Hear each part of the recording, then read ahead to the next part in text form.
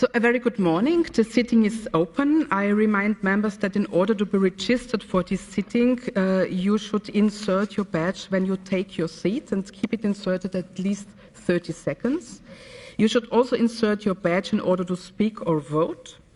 To request the floor, please press the request button just once. I also remind the Assembly that members who have not submitted an annual declaration of interest are required to start any intervention with an oral declaration of interest under paragraph 20 of the Code of Conduct for members of the Parliamentary Assembly. I further remind members that the Assembly agreed yesterday that speaking time in all today's debate would be 3 minutes for spokespersons for political parties and 2 minutes for everybody else. We now come to the joint debate on two reports from the Committee on Equality and Non-Discrimination. The first is titled Promoting the Istanbul Convention and Improving its Implementation, Building on Lessons Learned, document 16372. The second is the title Paving the Way for a Culture of Consent, document 1637. Both reports will be presented by Zita Gurmay. These will be followed by a statement by Mrs. Ana Redondo, Minister for Equality of Spain. In order to finish this item by 12, the sitting will be interrupted, the list of speakers will be interrupted about 11:45 to allow time for the replies and the votes. And I also want I now call on Zita Gurmay, rapporteur, to present the two reports. You have 10 minutes now and 5 minutes at the end to reply to the debate. Please, Zita. Thank you very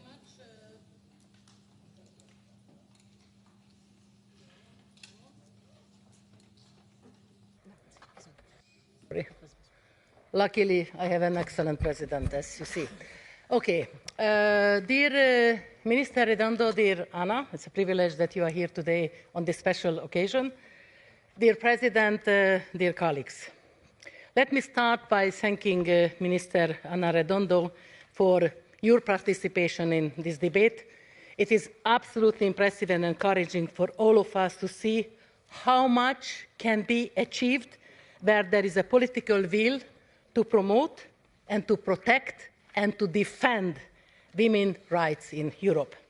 The road ahead to achieve full gender equality and ensure that all women and girls enjoy their human rights in our continent is long and difficult.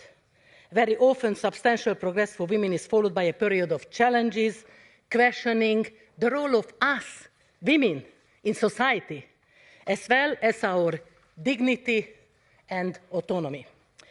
We are now living through one of such periods of backlash against women's rights, with the very worrying statistic that is mostly young men who now oppose and question gender equality and women's rights.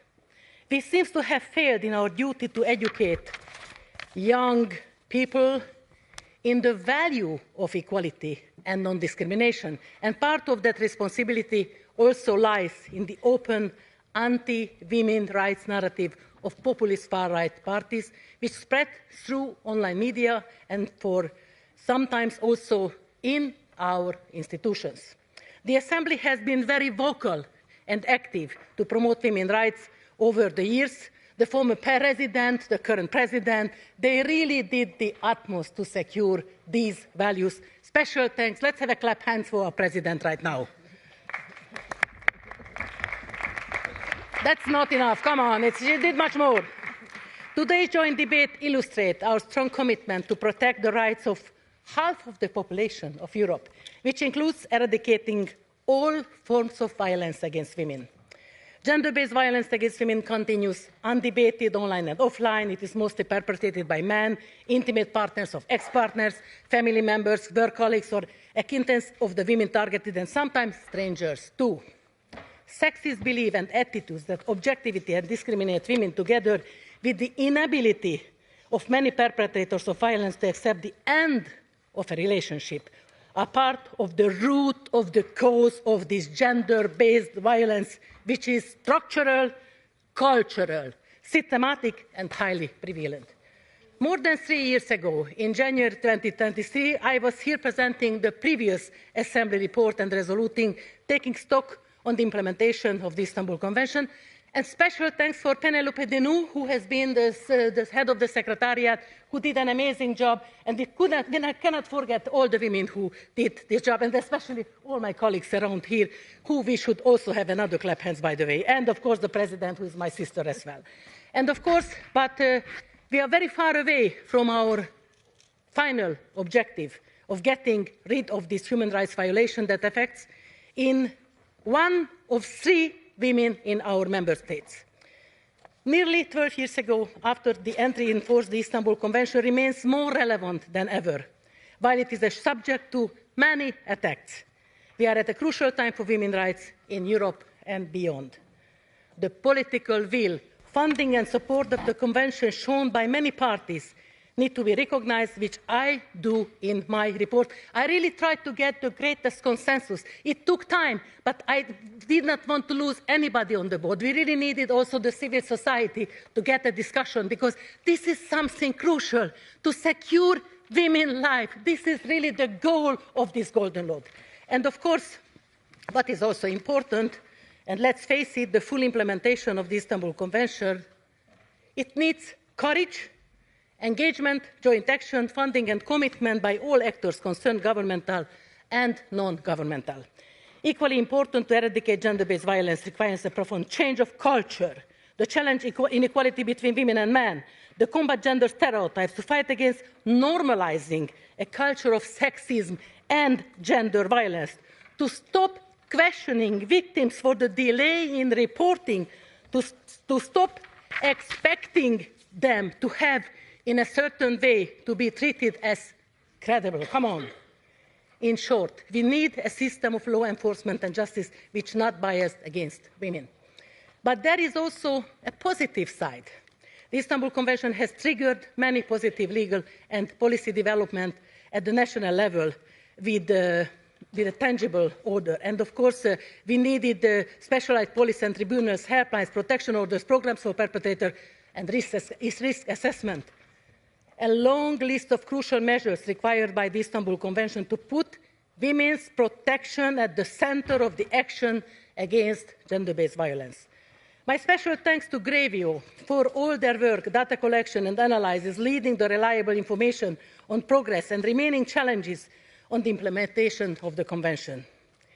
It is considered by UN as a golden standard on gender-based violence. The main background for my report is sobering fact, the high prevalence of gender-based violence against women with a high level of impunity for perpetrators too. The Istanbul Convention saves lives, but it cannot do it alone. Reversing the statistic requires the engagement of the whole society, including us parliamentarians. The draft resolution addresses many of the critical needs to restore the trust of victims and violence in the justice system. This requires the urgent need to adequately train law enforcement and justice professionals to effectively investigate, prosecute and punish all forms of violence against women covered by the Istanbul Convention. Greve, I already mentioned, the Convention's independent monitoring body keeps calling for this training as one of the key measures that would lead to increased trust of victims in the system, which would bring more reporting and less impunity. But we are not there yet. I propose a whole range of measures to prevent and combat violence against women and domestic violence in support of the Istanbul Convention. Action is needed in many fronts simultaneously to prevent, to protect and punish. The 3 P: protect, prevent and punish this violence. I also propose a number of measures for us parliamentarians, as we have an all-important role to play, keeping our government accountable for the implementation of this gold standard treaty, voting for the budget and holding debates. The resolution on paving the way for a culture of consent is, well, a call for action. In past years, we have had the hashtag #MeToo and the post-MeToo hashtag #MeToo movement. We have never had as many debates and headlines on the urgent need to prevent and combat sexual violence. There has been groundbreaking trials such as the Pellico trial in France, the case in Germany. The absent files reveal how elite immunity prevailed for too many years. No country and no sector is immune to this phenomenon. More people are aware of the urgency to act. However, the question of consent is still not overwhelmingly considered a priority. This is why we need to shed the light on its importance. Let me be clear. Only yes means yes. Consent can never be assumed and should never be ignored. Consent can be valid at a certain moment and not anymore at another one. Consent should be at the basis of our relations, notably intimate relations. Consent, therefore, needs to be in our culture. We have to act so as to build a culture of consent which challenges sexism and so-called traditional gender roles. Consent is a key element in the prevention of fight against sexual violence. We need to accompany our societies towards a path where everyone, irrespective of one's gender, will live free from fear. I am coming from Hungary, and now probably we can breathe. I have a court case, but I'll talk about later. As parliamentarians, we need to call for legislative change and the legal definition of sexual violence based on the absence of consent. I recommend that the Assembly encourages Member States to adopt the only yes means yes approach in the legislation on combating violence. It is the only model that ensures that the criminalization of sexual intercourse with a person who has not expressed consent. We spent dedicated time to meet so many different actors to understand what it is, and we really understood that this is the one that some member states already managed to do, and I really believe that the best practices are really showing us why it is so important. And we should also step effort on awareness raising on the importance of consent via awareness raising campaigns in traditional and social media, targeting different age groups. Education, education, education. If you educate a man, you educate the man. If you educate a woman, you educate the society. But we need also men on that fight, not only women. And of course, so we need to build a culture of respect. Training for law enforcement, health staff need to take into account the importance of consent and explain its multiple dimensions. Consent is not secondary. We can show our support today. We can call for legislative changes back in our national parliament. We can raise awareness in the media. We can contribute to changing mindset. I call for your support for these two reports, which receive unanimous support in the committee and the result of building consensus in this organization. Women's rights to live without violence cannot wait. We must act now. I call on you to do that. Thank you so much.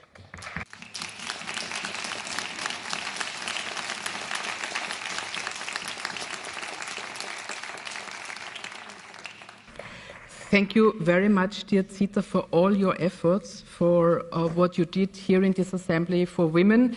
I think that your input you had, especially as General Rapporteur against violence against women, is unforgotten and really sets standards here in the Assembly. That is made clear that the implementation of the Istanbul Convention in a way that really has effective measures that women can enjoy their human rights to live free from violence everywhere is clear, and also the principle that only yes means yes, and that's the precondition for any sexual intercourse, both pressing issues, but something that is really very timely. With that, ladies and gentlemen, dear colleague, it's now my honor to welcome among us Minister for Equality of Spain, Mrs. Ana Redondo.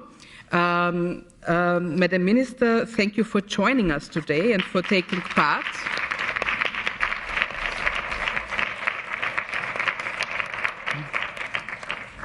And for taking part in this important exchange. In this context, we greatly value Spain's commitment on fighting violence against women and girls. Your country has for a long time been on the forefront for advancing equality and promoting protection of women's rights in Europe. An illustration of Spain's commitment to preventing and combating gender-based violence against women is the fact that our Assembly's General Rapporteur on this topic, Mrs. Luz Martinez-Saijo, elected in December, is a Spanish MP. That's not a coincidence.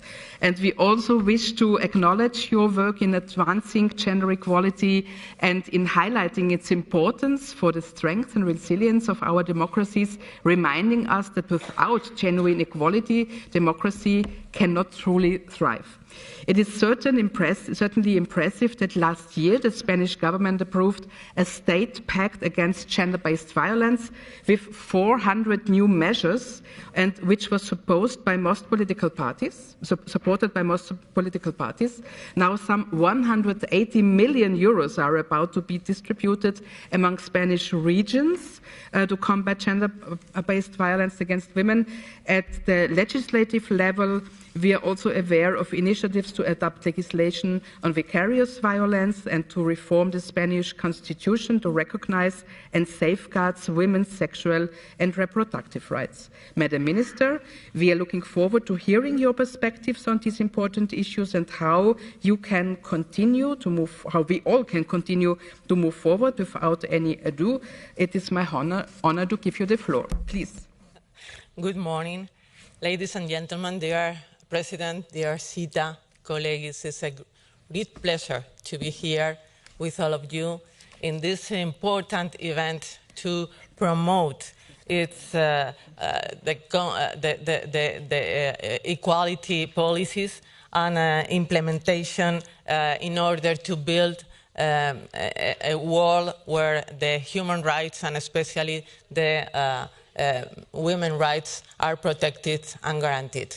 It's a great honor. It's my first time, and I think it's important, this institution in this moment, in this special and historical crossroads.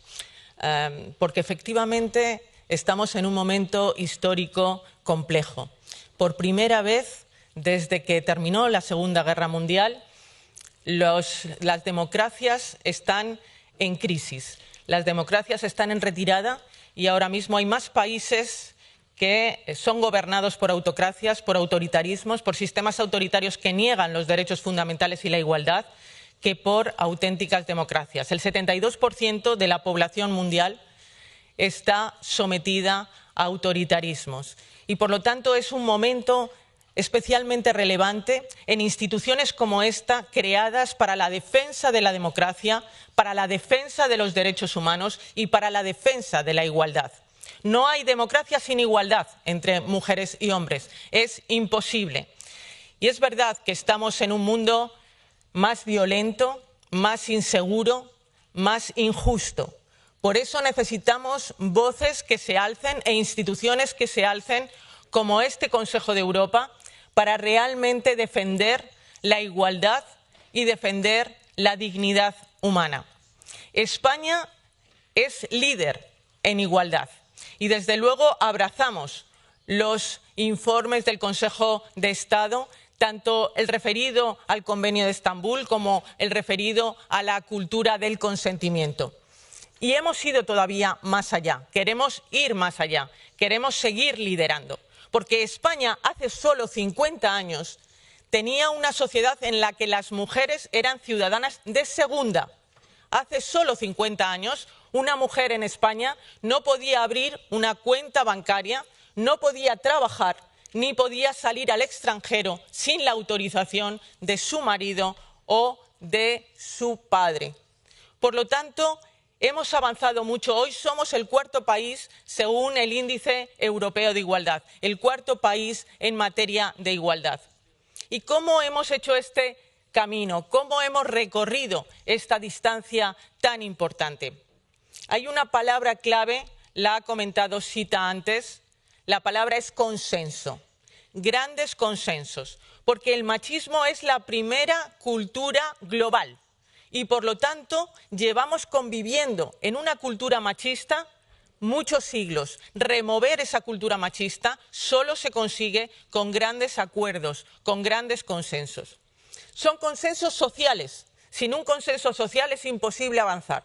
Pero son consensos políticos, son consensos institucionales y son consensos educacionales. También se ha dicho aquí. En 2004...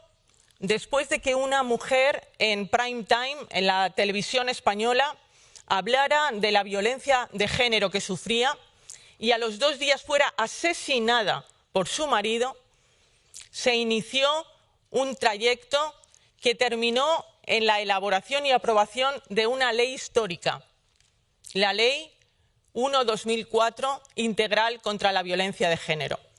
Esa ley ha permitido desarrollar 3 grandes pilares contra la violencia de género y a favor también de la cultura del consentimiento.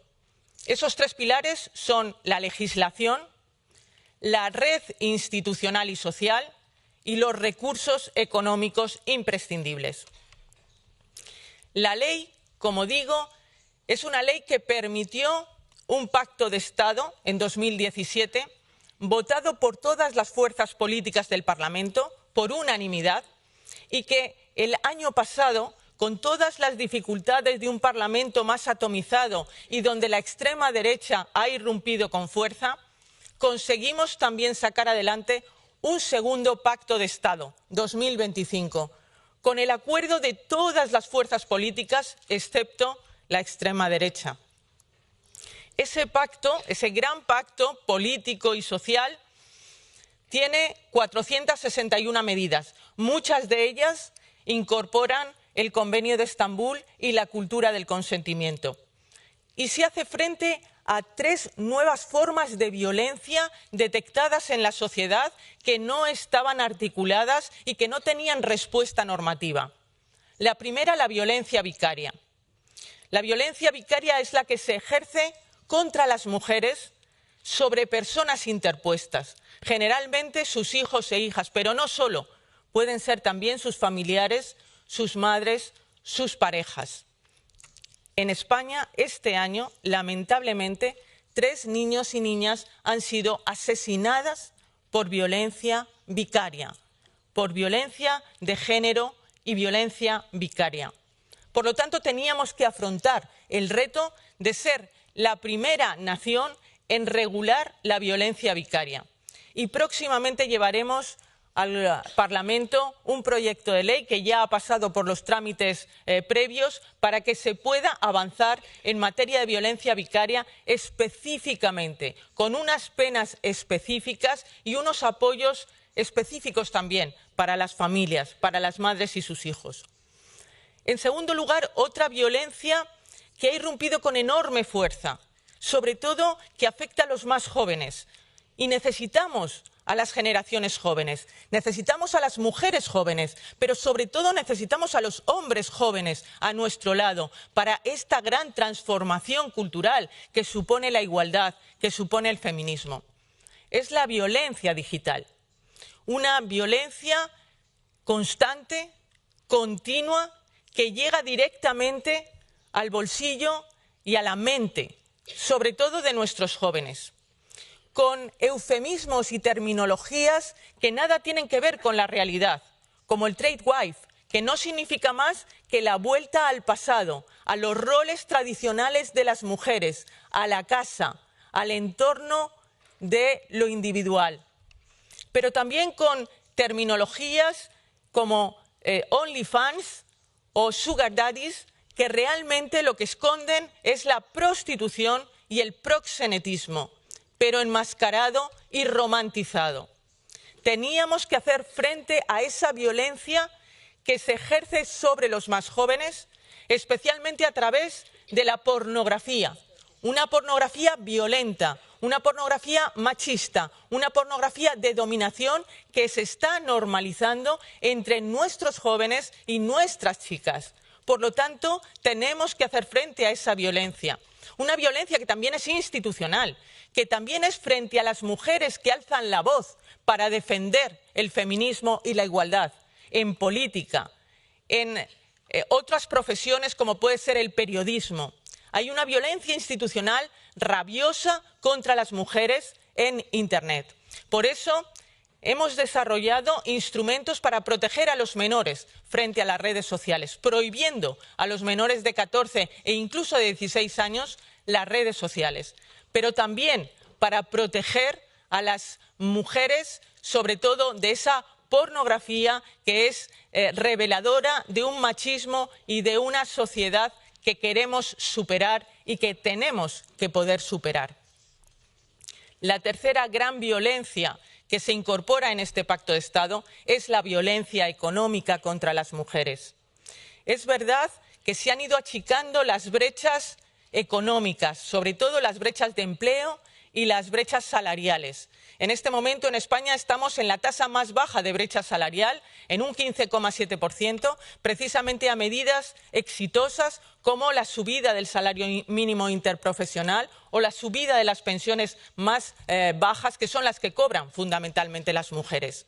Pero tenemos que seguir insistiendo en luchar con medidas innovadoras contra la violencia económica. Se produce en nuestro país, y creo que en muchos otros, una situación que se perpetúa generación tras generación.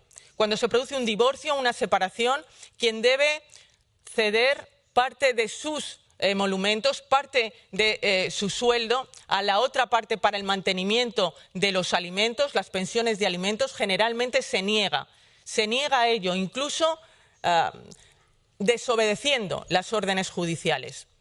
Para nosotros es importante crear un instrumento por el que el Estado adelante esas pensiones alimenticias que sirven para el mantenimiento del bien superior del menor, para el mantenimiento de las familias y, sobre todo, para evitar esa violencia económica que se ejerce a diario de forma muy soterrada sobre las mujeres y, como digo, es la base de otras muchas violencias. Debemos seguir continuando en esta misma línea para desarrollar las 461 medidas de las que se nutre ese pacto de Estado. Por supuesto, hay que hacer frente a la cultura de la dominación y tenemos que defender la cultura del consentimiento. En España ha habido una ley importante de 2003, la ley del solo sí es sí, la LOGILS, que establece el consentimiento como centro de las relaciones afectivas sexuales.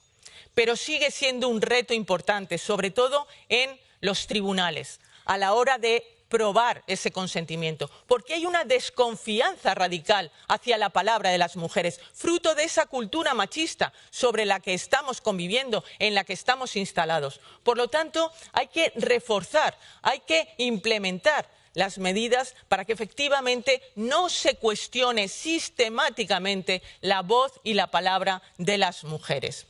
Pero no solamente con leyes podemos avanzar, y son importantes. También necesitamos una red, una estructura institucional capilar que llegue a la sociedad, que llegue a las familias, que llegue a las escuelas, que llegue a los pueblos y ciudades de nuestros países. En 20 años España ha evolucionado en esta red de forma muy importante, tanto generando instrumentos específicos, jueces especializados, fiscalías especializadas, abogacías especializadas, como también observatorios que nos permiten medir la realidad de la violencia y la realidad de las desigualdades, como el Observatorio General contra la Violencia de Género, la Delegación Especial contra la Violencia de Género o el Observatorio en el Consejo General del Poder Judicial. Son instrumentos imprescindibles que también se replican en las comunidades autónomas, es decir, en todo el territorio del Estado. Son observatorios y elementos de seguimiento que nos permiten estar en el territorio. Pero esto tampoco nos parece suficiente. Y ahora mismo se están implementando estos mecanismos, esta red institucional, con los denominados puntos violeta y los centros de crisis. Me gustaría simplemente recordar lo que significan estos dos elementos. Los puntos violeta son sitios, lugares de protección frente a la violencia. Y ahora mismo en España, por ejemplo, se han unido a este punto violeta para ser constitutivos de punto violeta, por ejemplo, las farmacias en todo el territorio. Disculpe, señora ministra, ¿es posible concluya?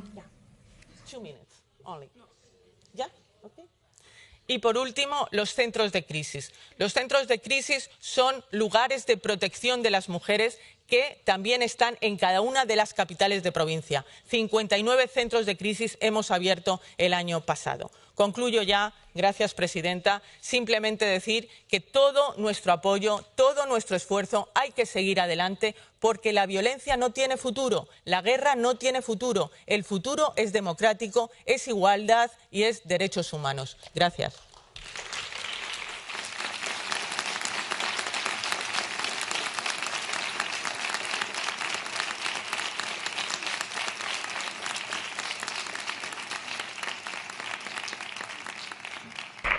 Muchas gracias, señora ministra, por sus aportaciones y le deseo lo mejor en su labor futura.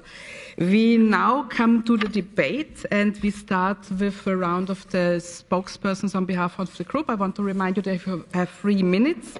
And the first one on the list is on behalf of UL, Alessandra Maiorino. Please.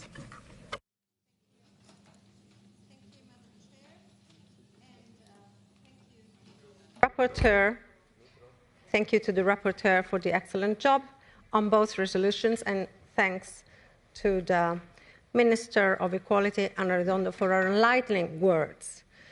We live in a time in history where giant bullies take a worldwide stage and they seem to know only the language of violence. They insult each other, they threaten to erase from the earth a whole civilization. They use racist, sexist, discriminatory language as if it was nothing. And violence seems to be the only code they know to interact with others. Children learn by examples. If we think this has little to do with violence against women, then think again.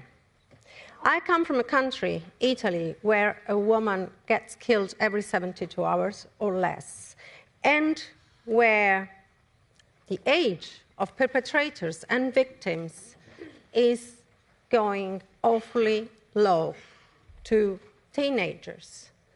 How can we not, we as an assembly, we as a whole, put in the top list priority of our political agenda, every political agenda, emotional and sexual education for everyone, mandatory, as it said in the resolution, and to really build a culture of consent.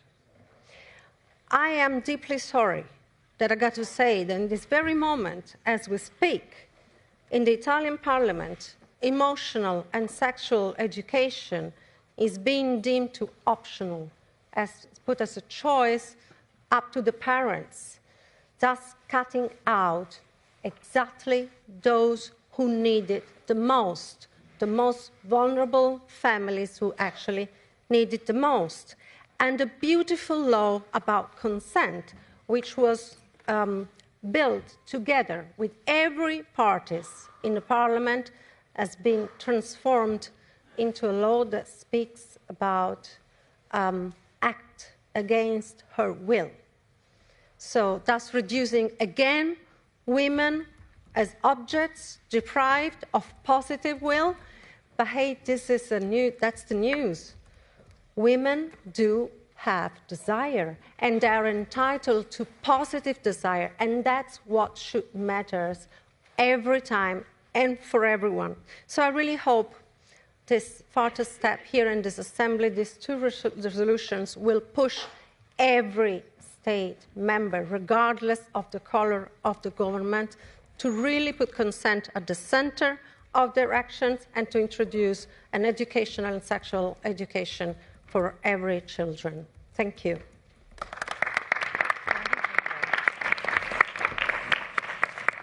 Thank you. The next speaker is Luz Martínez-Sejo. Gracias, presidente. Muchas gracias, Zita, por estos 2 valiosísimos informes y, sobre todo, por tu trabajo y tu contribución a lo largo de todos estos años en la protección de las mujeres. Y muchísimas gracias, señora y querida ministra. Bienvenida a esta asamblea. Para mí es un honor representar a mi grupo en este debate y, como española, no puedo ocultar el orgullo que siento al escuchar al Gobierno de España y todas las iniciativas que ha desarrollado en los últimos años en políticas de igualdad para rechazar de una manera contundente cualquier tipo de violencia contra las mujeres, que están recogidas en el Convenio de Estambul, y por los esfuerzos que se han realizado en legislar y avanzar en pro de la igualdad, de la libertad sexual y de la protección a todas las mujeres. Defender el Convenio de Estambul y situar el consentimiento en el centro de nuestras políticas no es una opción ideológica, es una obligación democrática. No podemos mirar hacia otro lado cuando hablamos de los derechos y de la seguridad del 50% de la población. Las mujeres no somos un colectivo minoritario, somos la mitad de la sociedad y sin igualdad real no puede haber democracia plena. Es incomprensible que todavía existan países miembros de esta Asamblea que no hayan ratificado el Convenio de Estambul, el tratado internacional más completo que obliga a prevenir, proteger y perseguir, 3 pilares fundamentales para cualquier Estado que pretenda respetar los derechos humanos. Porque sí, la violencia de género es una violencia directa de los derechos humanos y negar su existencia o minimizarla implica incumplir nuestros compromisos europeos y democráticos más fundamentales. Los datos son devastadores. 1 de cada 3 mujeres ha sufrido violencia física o sexual, pero solo 1 de cada 8 se atreve a denunciar. Esta brecha entre la violencia real y la violencia visible es un resultado de un sistema que todavía no protege lo suficiente de discursos de odio y negacionismo que intentan retroceder décadas de avances y, mientras tanto, los agresores continúan amparados por la impunidad, por los estereotipos machistas y por quienes relativizan o niegan esta violencia estructural.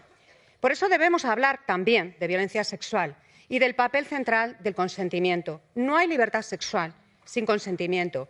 Y sin libertad sexual no podremos erradicar nunca la violencia de género. El Convenio de Estambul lo establece con contundencia. El silencio, el miedo o la parálisis jamás pueden confundirse con un sí. Incorporar el principio de solo sí es sí es un acto de justicia, de igualdad y de prevención. Es construir un marco que proteja a las mujeres frente a la dominación y la desigualdad en la que se sostiene la violencia machista. Y, sin embargo, vemos cómo determinados gobiernos y movimientos ultras intentan socavar este convenio, alimentando bulos y sembrando miedo. Es inaceptable. Señorías, defender el Convenio de Estambul es defender la democracia y quienes lo atacan no solo cuestionan los derechos de las mujeres, cuestionan los cimientos mismos de nuestras sociedades libres e igualitarias. Muchas gracias.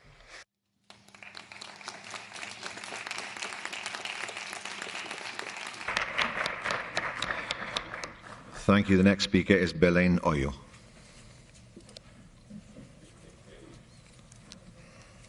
Muchas gracias, presidente, señorías. En primer lugar, quisiera felicitar a la ponente por el gran trabajo que ha hecho para luchar contra la violencia de género y, en especial, para luchar contra la violencia sexual. En mi grupo parlamentario estamos claramente a favor de reforzar todos los instrumentos que protejan a las mujeres y a las niñas, a favor de avanzar en igualdad real y efectiva y a favor de erradicar cualquier tipo de forma de violencia que atente contra la dignidad y la libertad de las mujeres. En las últimas décadas se ha avanzado mucho, pero desde luego queda mucho por hacer. Estos informes reflejan una realidad incuestionable. La violencia contra las mujeres sigue siendo una de las mayores lacras de nuestra sociedad y una de las mayores vulneraciones de derechos humanos de nuestro tiempo. No distingue clases sociales ni generaciones y frente a ello no cabe ambigüedades ni tibiezas. Se requiere determinación política, rigor legislativo y, desde luego, compromiso social. Desde el Partido Popular reafirmamos nuestro compromiso firme con la igualdad entre hombres y mujeres, una igualdad que debemos defender las mujeres y los hombres de todas las ideologías. Es una bandera que no se debe apropiar ningún partido ni ningún color político, porque es un principio esencial de cualquier democracia avanzada. En este sentido, queremos destacar nuestro firme compromiso con el Convenio de Estambul como el marco internacional más avanzado en la lucha contra la violencia hacia las mujeres. Es un instrumento clave porque aborda estas realidades de una forma integral. Prevención, protección de las víctimas, persecución de los agresores y políticas coordinadas. Y lo hace colocando a la víctima en el centro, como debe ser.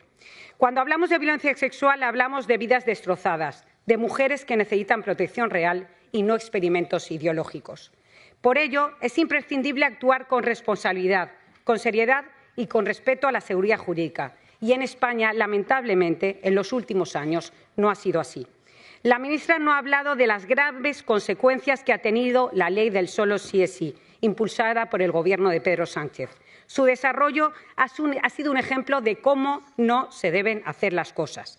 El sectarismo, el extremismo ideológico y, sobre todo, la incompetencia técnica han tenido consecuencias gravísimas.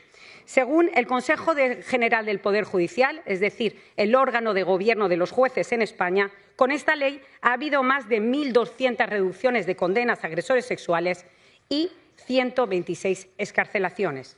Lamentablemente, en esta cuestión, el Gobierno de España actual no es un ejemplo de buenas prácticas y, por lo visto, tampoco de humildad, al no reconocer los errores y a no pedir perdón a las víctimas. Señorías, las buenas intenciones no son suficientes si no van acompañadas de leyes bien hechas. La lucha contra la violencia de género exige unidad, sí, pero también exige eficacia, profesionalidad y sentido de Estado. La igualdad no se construye con propaganda, se construye con hechos, con leyes sólidas y con responsabilidad. Y en eso, señorías, nos van a encontrar. Muchas gracias.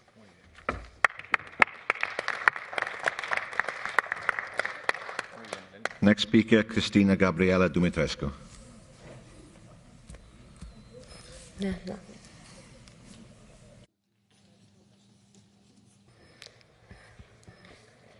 Hello. Thank you, Mr. President, dear colleagues. First of all, I would like to thank the rapporteur for having been all this year a fair and correct political opponent.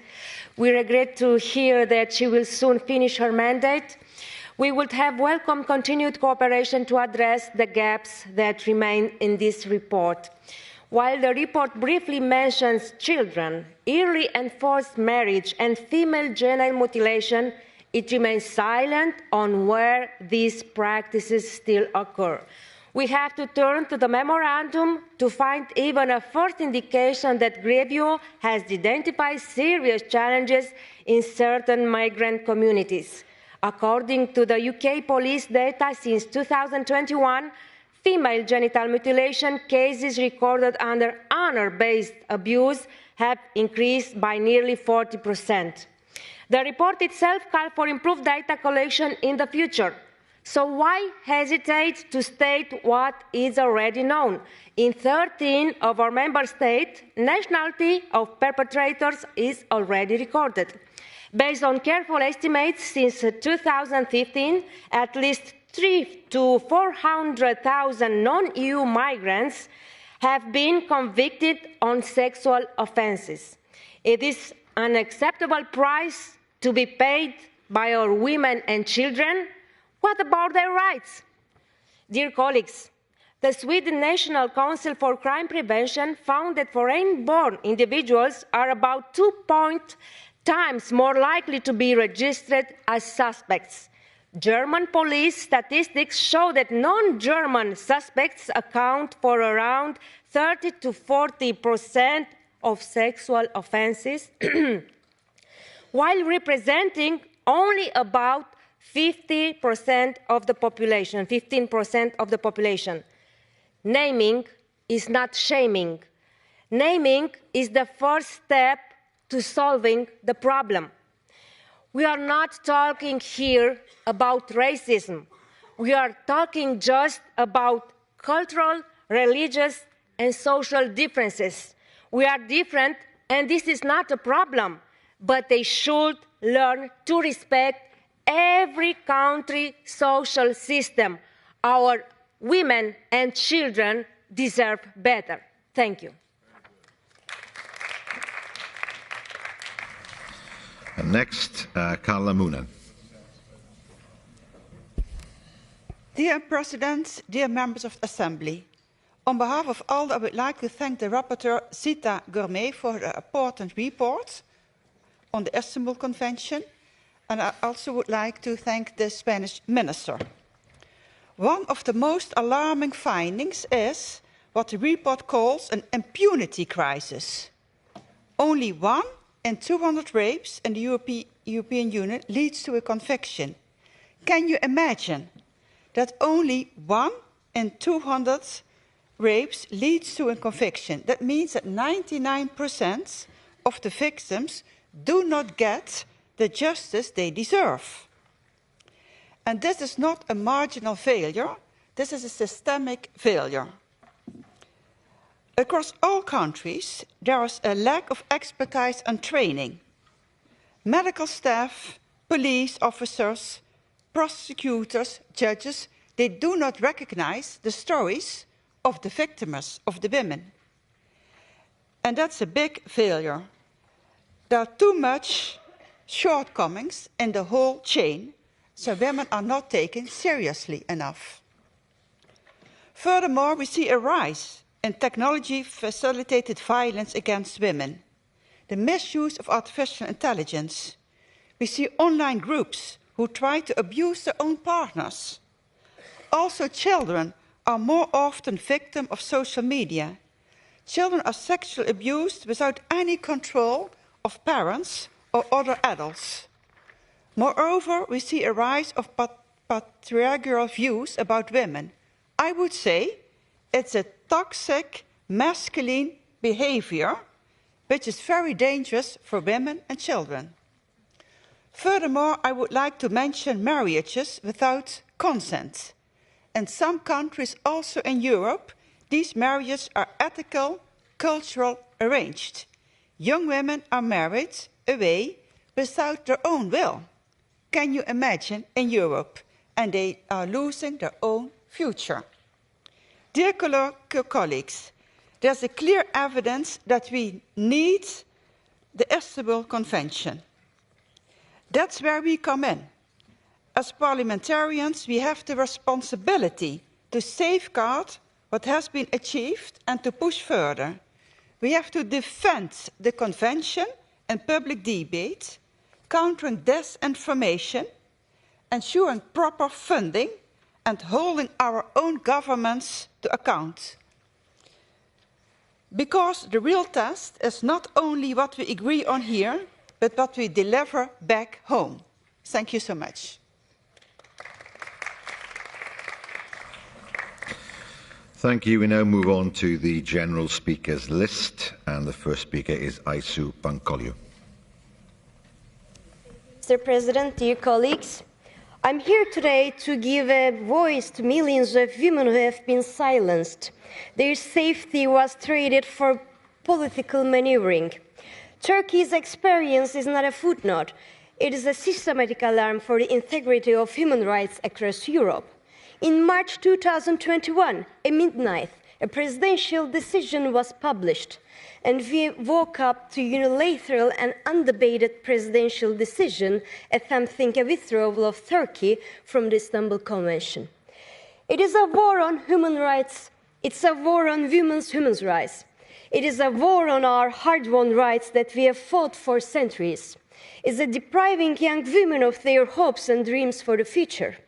An attempt to design new models of society, where they neglect the rights of women as an individual and confine them as a submissive member of the family, where they are attempting to distort the concept of rights in their limited way of understanding.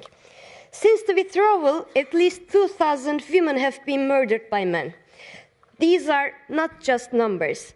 Their lives perished because the government dismantled its most effective shield. When power targets life, life becomes a resistance to power. In Turkey, women are now resisting with their very lives. These rights were not granted by the grace of politicians. They were hard-won through decades of struggle. Turkey is not a past example, dear colleagues. Look at us as a warning. If we allow one pillar to be removed from our human rights laws, the entire structure will collapse. Remember, the right-wing policies and authoritarian governments are scared of women's movements. We are still here, we are still fighting, and we are the ones to bring change, and we'll reclaim the future, because we all know that Istanbul Convention saves lives. Thank you. Next, Gukchen. I would like to thank dear Zita for her remarkable work in this organization and for being a true inspiration for all of us. And I believe that the democratic maturity demonstrated by your party in Hungary should be truly appreciated. As for the report, when I looked at the amendments proposed, unfortunately, in the part concerning Turkey, I saw that the issue has not been understood at all, because it undermines the problem of withdrawal from the convention, and the value of law number 6284 has been emphasized, This law is very important indeed, without a doubt, but only if it is implemented. Dear colleagues, I will speak about two incidents. Nilay is a young woman. She has a boyfriend and trying to break up. She goes to the police due to his threats. No result. She goes to the prosecutor. A restraining order is issued. While Ekrem İmamoğlu is already under detention, he is brought from prison to the courthouse to be detained once more, this time on espionage charges. There are thousands of policemen just to block İmamoğlu's supporters. Same day, only 2 blocks away from the courthouse, Nilay is murdered despite the restraining order. There is not a single police officer there. If the law had been implemented, if the political will that signed the Istanbul Convention had maintained the same determination today, Nilay would not have been killed. Targeting the perpetrator who threatens a woman or targeting those who fight against violence against women, these are political choices. That is why, when we win the elections, our first action will be to sign the Istanbul Convention again. Thank you. Next, Boriana Eberg. Mr. President, dear colleagues, I would like to thank Madame Gurmay for her comprehensive report on such an important issue as the Istanbul Convention. In the early 2000s, I worked in an emergency department. Women could come in beaten black and blue, offering one implausible explanation after another for their injuries. They were utterly unwilling to report the matter to the police and would often blame themselves for the violence they had suffered. Much has changed in Sweden since then. The current government has taken decisive action to combat domestic violence, including the recent adoption of a 10-year strategy to address male violence against women, same-sex relation violence, and honor-based violence. Honor-based violence is a serious problem in Sweden, not least because it has been denied and downplayed for far too long. In an effort to avoid stigmatizing Muslims, it has been reframed simply as male violence against women, with devastating consequences. The persistence of child marriage, forced marriage, female genital mutilation, and murder of women and girls. In a great many countries, a culture of honor is the norm rather than the exception, and through migration, it has taken root in Europe. Prevention must therefore begin with equal rights for girls and boys.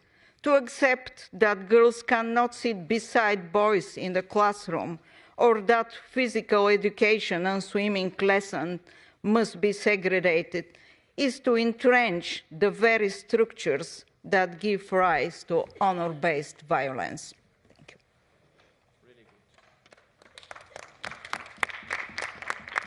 Next, Michael Rubstad. Thank you, Mr. President. Let me begin by thanking the rapporteur, Zita Gurmay, for a thorough and important report.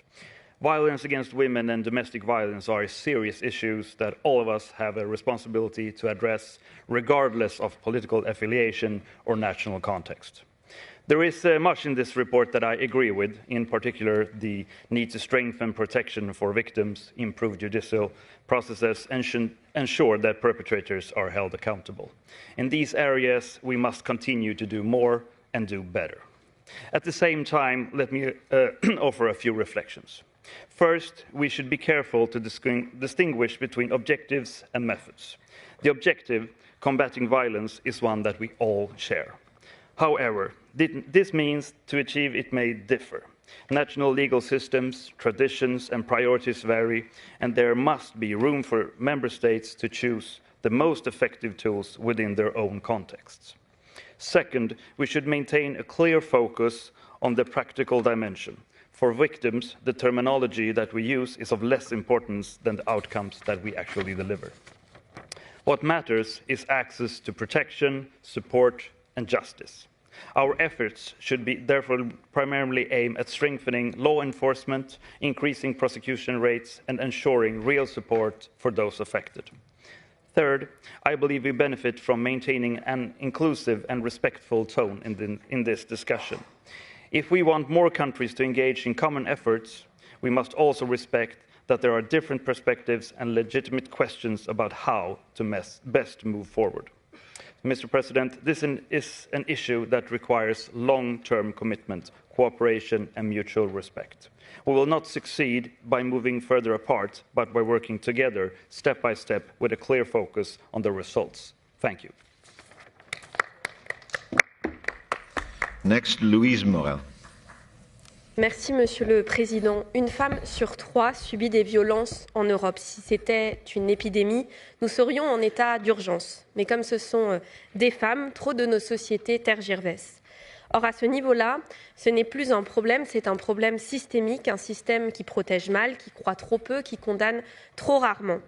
Alors, qu'est-ce qui ne fonctionne pas? Ce qui ne fonctionne pas, disons-le clairement, c'est que trop de nos politiques publiques restent aveugles au genre. On prétend traiter tous les citoyens de la même manière, mais ces violences sont genrées. Et de fait, entretenir cette neutralité est une illusion dangereuse. Ce qui ne fonctionne pas non plus, c'est le fait que ce sont les femmes qui cumulent des discriminations qui sont celles que nos systèmes protègent le moins. Les femmes précaires, les femmes migrantes, les femmes handicapées. Ce qui ne fonctionne pas, c'est que nous sommes face depuis déjà plusieurs années à de nouvelles formes de violence, en ligne notamment, cyberharcèlement, deepfake, surveillance, humiliation diffusée à grande échelle, et que face à ces violences, nous avons des difficultés immenses à les faire sanctionner efficacement. Face à ces dysfonctionnements structurels, nous devons bien entendu appliquer la Convention d'Istanbul pour transformer véritablement nos sociétés. Cela signifie former nos juges, former nos magistrats, nos policiers, nos institutions, protéger réellement les victimes et empêcher surtout toute nouvelle attaque contre la Convention d'Istanbul, car en réalité, toute attaque, tout recul de cette Convention, ce n'est pas une opinion, c'est une mise en danger de la vie des femmes. Je vous remercie. Next, Aurora Floridia. Thank you very much, President. Dear colleagues, first of all, let me thank you, dear Minister Redondo, for your inspiring word. You are indeed an example and a leading guide to follow for us. Secondly, as you may know, Zita Gurmay will be leaving the Council of Europe. So, dear President, allow me to thank Zita, a strong woman, for the work she did at the Council of Europe. Thank you, really, for your incredible voice for gender equality and women's rights. You are a true tiger. We will...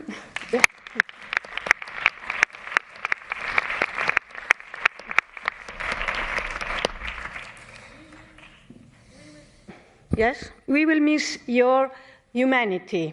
As you reminded us this morning, we are human beings advancing human rights for everyone. So thank you for your lessons, for your work also in the SOC Women's Group, for your courage and fire in your heart. Thank you very much.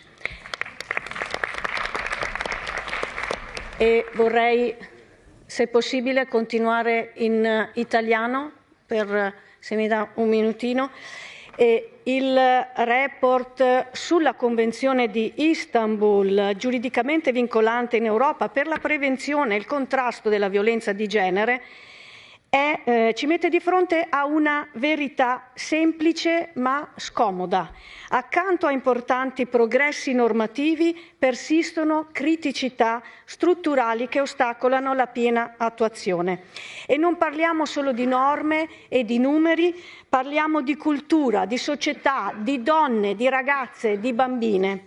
In molti paesi europei purtroppo stiamo assistendo a un arretramento culturale, alimentato anche da movimenti che ripropongono pericolosi stereotipi di genere che pensavamo superati, come quello delle thread wives, basato su modelli di sottomissione femminile.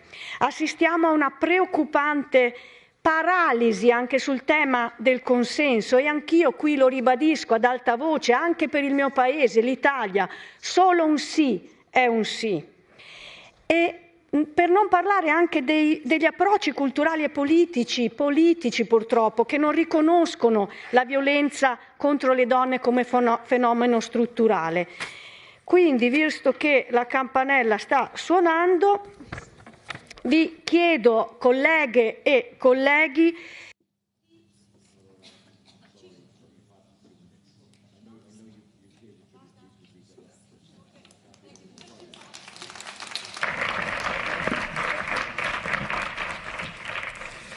Okay, next, Valérie Pierre-Cara.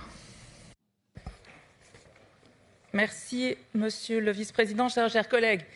29, c'est le nombre de femmes qui a été tuées en 2025 en Suisse, soit plus d'une femme tuée toutes les 2 semaines. Ce chiffre marque les esprits, il éveille largement les consciences. Et comme le mentionne très bien le rapport, la violence à l'égard des femmes et la violence domestique sont présentes dans tous les territoires et touchent toutes les couches socio-économiques. La Convention d'Istanbul a donné un élan décisif à la lutte contre la violence à l'encontre des femmes et la violence domestique en Suisse. Je cite ici notre secrétaire général, Alain Berset, qui était en 2022 conseiller fédéral en charge de l'égalité dans notre pays. Il a été l'initiateur d'un plan d'action national de la mise en œuvre de la Convention d'Istanbul, comprenant 44 mesures réparties dans 3 priorités thématiques, à savoir la sensibilisation, la formation et la lutte contre la violence sexualisée. Mais pour que ces mesures se concrétisent, nous avons bien entendu besoin de financements fiables et suffisants. En décembre dernier, lors de la discussion sur le budget 2025 au Parlement suisse, nous avons failli subir une coupe d'1 million de francs suisses dans les fonds réservés à cette lutte. Mais une mobilisation de la société civile sans précédent, une pétition signée par plus de 500 000 personnes en quelques jours a fait pression et a permis de maintenir les ressources financières indispensables à la lutte contre les violences sexuelles et domestiques. Cette action collective en valait la peine et a montré que la société civile a des attentes envers les politiques pour qu'ils agissent contre ce fléau que sont les violences domestiques. Les buts de la Convention d'Istanbul sont hautement prioritaires pour la Suisse et les États membres, et sa concrétisation doit devenir une réalité. Et non, nous ne devons pas la voir régresser comme dans certains pays. La violence à l'encontre des femmes et la violence domestique sont une grave atteinte aux droits humains. Il est de notre devoir de les prévenir et de les poursuivre systématiquement. Merci encore au rapporteur Zita pour son travail et son engagement inlassable pour protéger les femmes. Merci.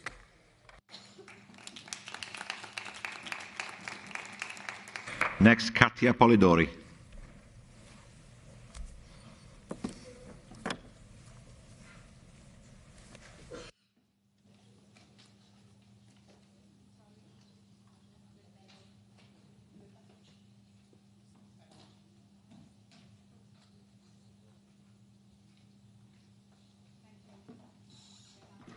No?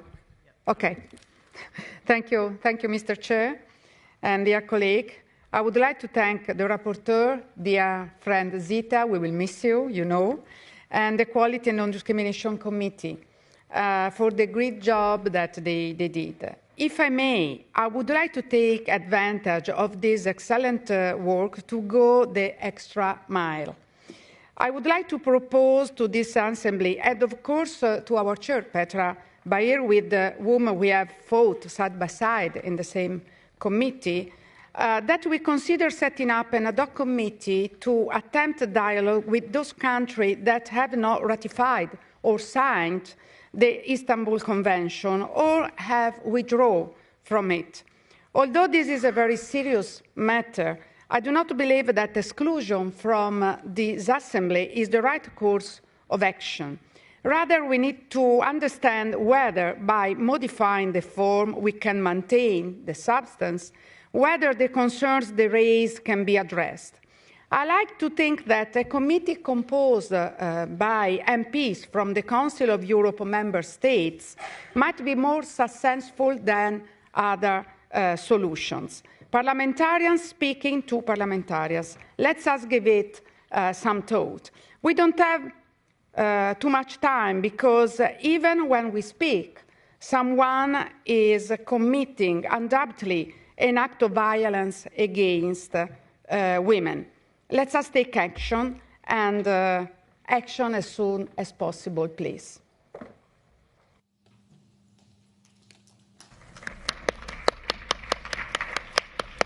Thank you. The next speaker is Mira Nieminen.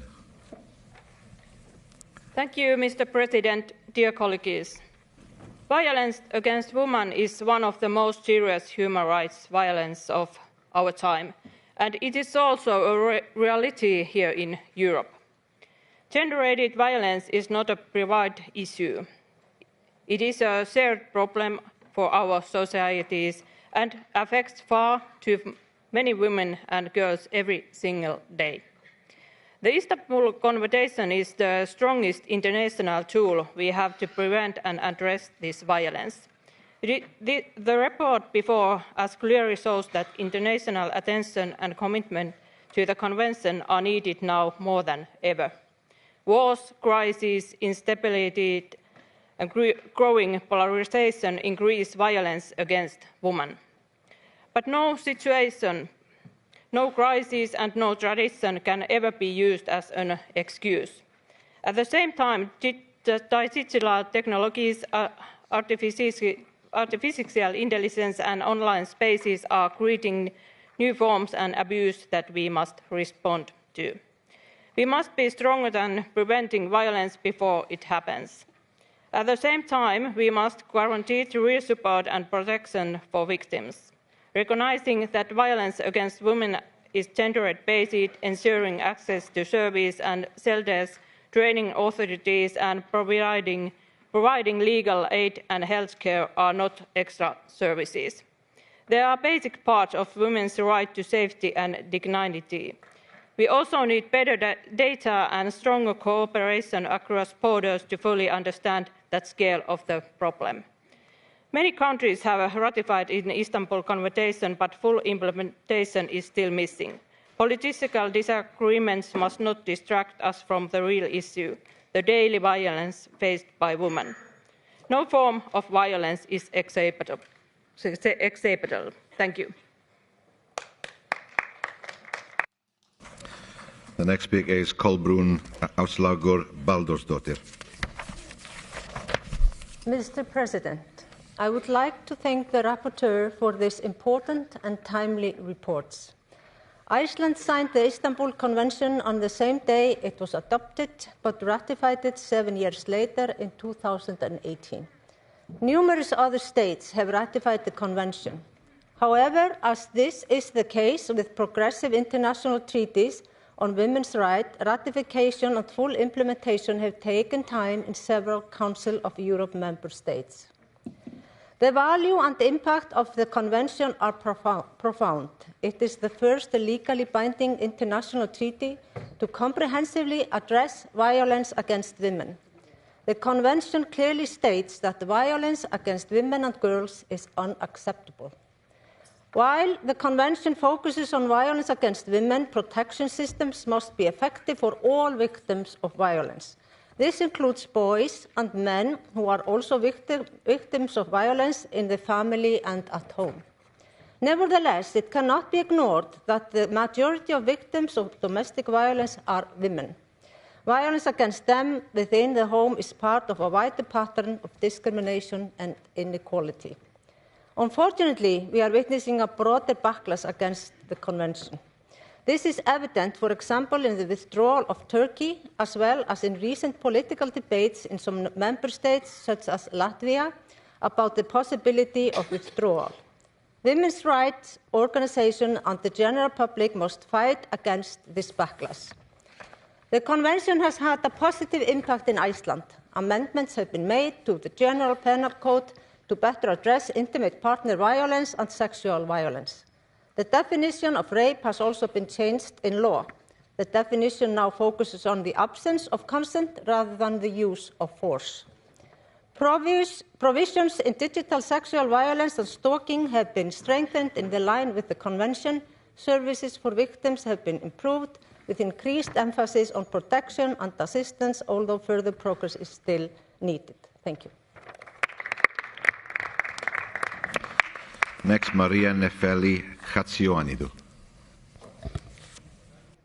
Thank you, Mr. President, and thank you, Rapporteur, for this crucial report. I stand here today as part of a generation that was told that equality was already within reach and that consent was understood. And yet, if we look more closely, this promise feels far from fulfilled. We continue to hear debates that question what consent really means. We see narratives that blur its boundaries, shifting responsibility and turning consent into something negotiable, ambiguous, or conditional. But consent is not a grey area. It is not silence. It is not something assumed within a relationship, a marriage, or a fleeting moment. Consent is active, conscious, and revocable, every single time. It is the foundation of dignity, equality, and freedom.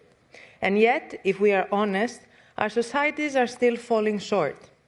Recent revelations, such as the so-called Rape Academy chat, attracting millions of visits every month, and many other negative examples, exposes a disturbing reality where manipulation, coercion, and violence are openly shared, discussed, and normalized.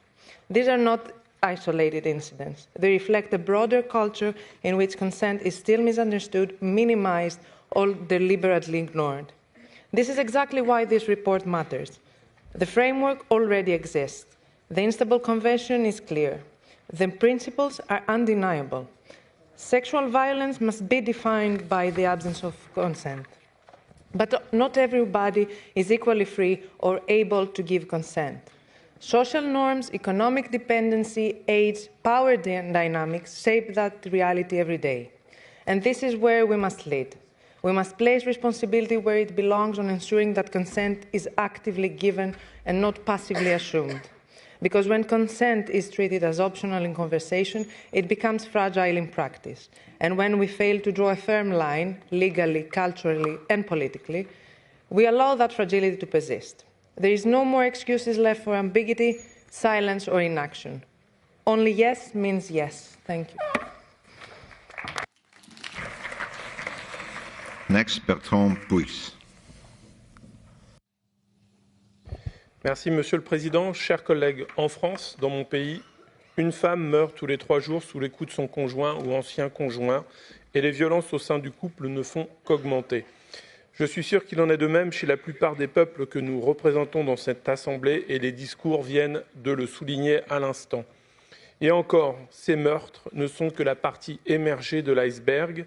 Les violences envers les femmes prennent en effet des formes variées, de la violence d'un partenaire intime aux mutilations génitales, en passant par la cyberviolence, qui est en pleine croissance elle aussi.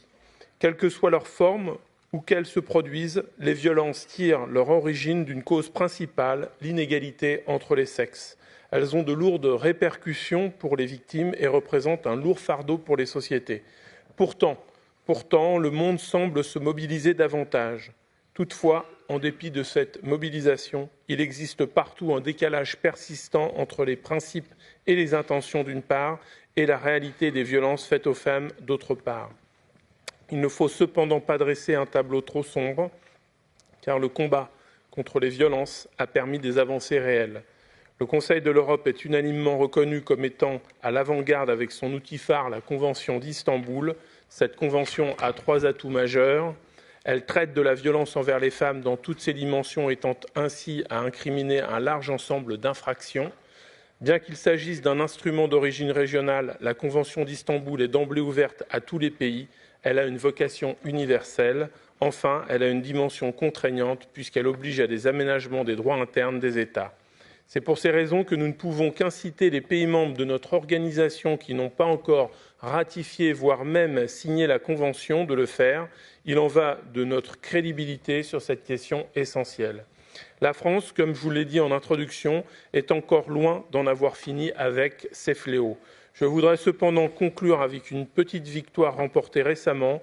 En effet, le Parlement a adopté la notion de non-consentement dans la définition pénale du viol. Le consentement est libre et éclairé, spécifique, préalable et révocable et ne peut être... I'm sorry, but we have gone over time. We have gone over time, I'm afraid. Thank you. Next speaker is Edith Estrella. Chair. Dear Zita, Thank you for your tireless work and dedication to the cause of gender equality. Señora Ministra Ana Redondo, muchas gracias por su participación en este debate y por las políticas progresistas adoptadas por su gobierno. España es una fuente de inspiración. Dear colleagues, we are not discussing an abstract legal instrument. We are discussing women's lives. The report makes clear that the problem is no longer a lack of standards. The problem is a lack of political will to fully implement them. Yes, there has been progress. Laws are changed, strategies have been adopted, but let us be honest, for far too many women, violence remains a daily reality. Protection is still uneven. Justice is still uncertain, and in some cases, rights are even being rolled back. This is the result of structural inequalities that continue to shape our societies. Disinformation about the Convention is not a simple misunderstanding. It is a deliberate political strategy. It seeks to undermine gender equality, to reinforce patriarchal norms, and to weaken protections for women and girls. Defending the Istanbul Convention means defending the principle that violence against women is not private, not cultural, not inevitable, but political, systemic, and preventable. This requires training for all professionals involved, from policy to judges. We must reaffirm a fundamental truth. Gender equality is not an ideological position. It is a women's rights obligation. Thank you very much.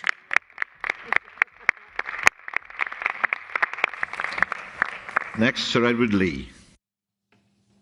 Mr. Chairman, of course we should call out violence against women. Your microphone is off.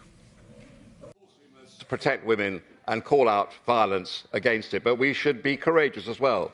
We should not be afraid of calling out the grooming of young girls, forced marriage, child marriage, female genital mutilation, because we are worried about being accused of being racist. We have to protect all women and speak up for traditional European values of respect for women. And there are serious questions, it has to be said, about the Istanbul Convention. Is gender a social construct? Should we promote gender equality education and its bias, real or suspected, against men? Does the treaty's definition of gender in Article 3C as a socially constructed role threaten traditional family values?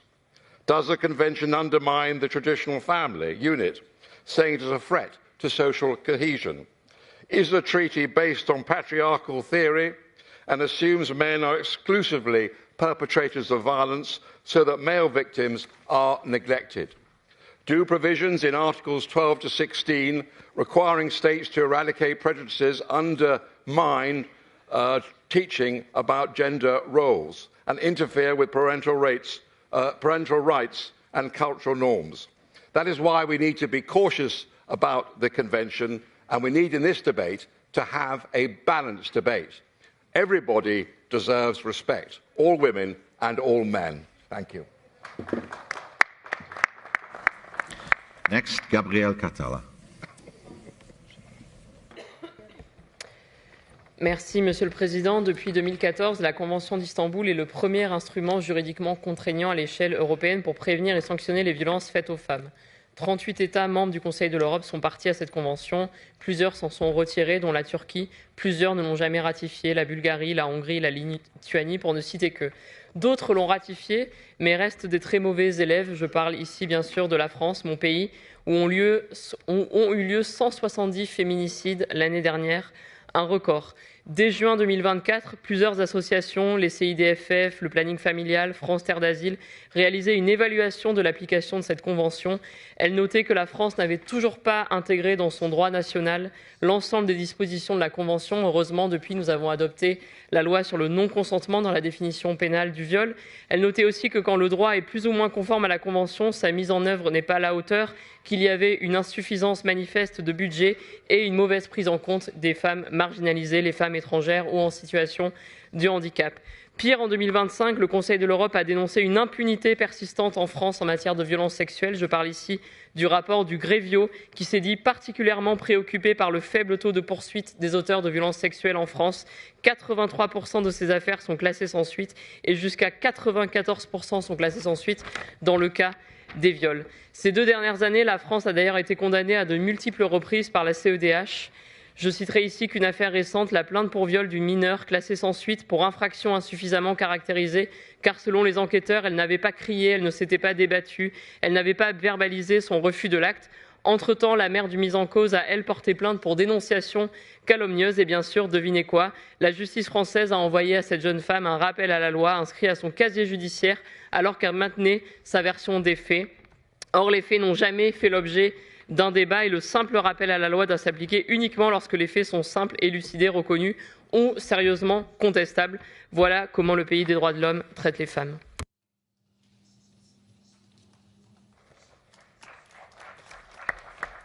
Next, Chi Nguyen. Mr. President, thank you very much for this important debate. Many thanks to Ms. Gurmay for her extraordinary leadership in producing these 2 reports that speak to the painful global phenomenon of gender-based violence. Violence against women must be acknowledged as a troubling epidemic that it is, because too many of us have experienced gender violence or love someone who has. Many countries are investing significant efforts to align their policies and legislation with international obligations. Yet we are also witnessing growing pushback against the very instruments designed to protect women's rights, like the Istanbul Convention. We are seeing deeply troubling reminders of these dynamics in the everyday. Recent reporting of the 62 million views of the so-called global rape academies, websites where men have shared how-to lessons of drugging and assaulting their partners, underscores the urgency of this challenge. It demonstrates how this global infrastructure of violence is evolving, especially online. This report's emphasis on addressing technology-facilitated violence, strengthening prevention, and building trust in our justice systems is critical. In Canada, despite important progress, informed consent has been entrenched since the 1990s. There is more work to do, especially for Indigenous women who face disproportionately high rates of violence. Over 3 years ago, the Government of Canada launched our 10-year National Action Plan to prevent gender-based violence, address its root causes, and provide better supports to victims. Since 2017, more than $820 million has been invested for this work. Our government is advancing new legislation, the Protecting Women's Act, Victims Act, to add femicide and coercive control to our criminal code, strengthen our harassment laws, and address deepfakes and the sharing of intimate images. As legislators, we must all work to acknowledge this phenomenon of gender-based violence, to prevent and legislate protections, and to collectively oppose any reversal of the progress on women's equality rights. Without women's safety and security, we will not have healthy and thriving democratic societies. We are in solidarity with women here in Europe and at home. Thank you very much. Next, Elvira Kovacs. Thank you, distinguished chair, dear colleagues. We must all remind ourselves of the sad fact that in every country in the world, women experience sexual, physical, and emotional violence. On the one hand, domestic violence is a widespread form of violence. On the other, freedom from violence is a basic human right. Violence against women is a huge problem. Its effects are lasting and difficult to overcome. It is a human rights violation that inevitably leads to other violations and therefore makes equal opportunities for women and men impossible to achieve. Domestic violence is a form of gender-based violence, discrimination, and denial of equal opportunities.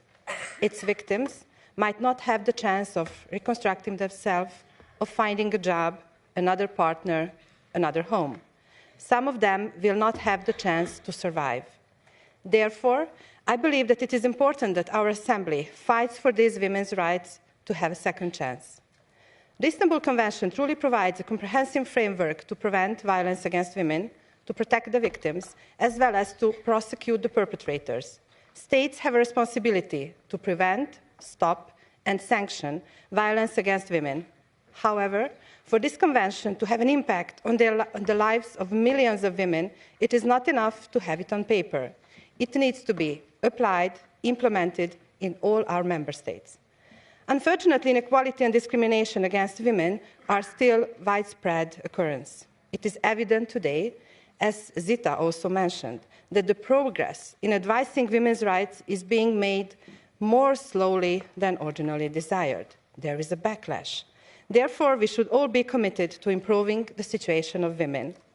And at the end, dear Zita, kedves Zita, I must say that it was truly great to work with you here for these years, and we all wish you the best. I would like to say you sister, as always, but the others said, I think tiger and fighter is the best word. Thank you.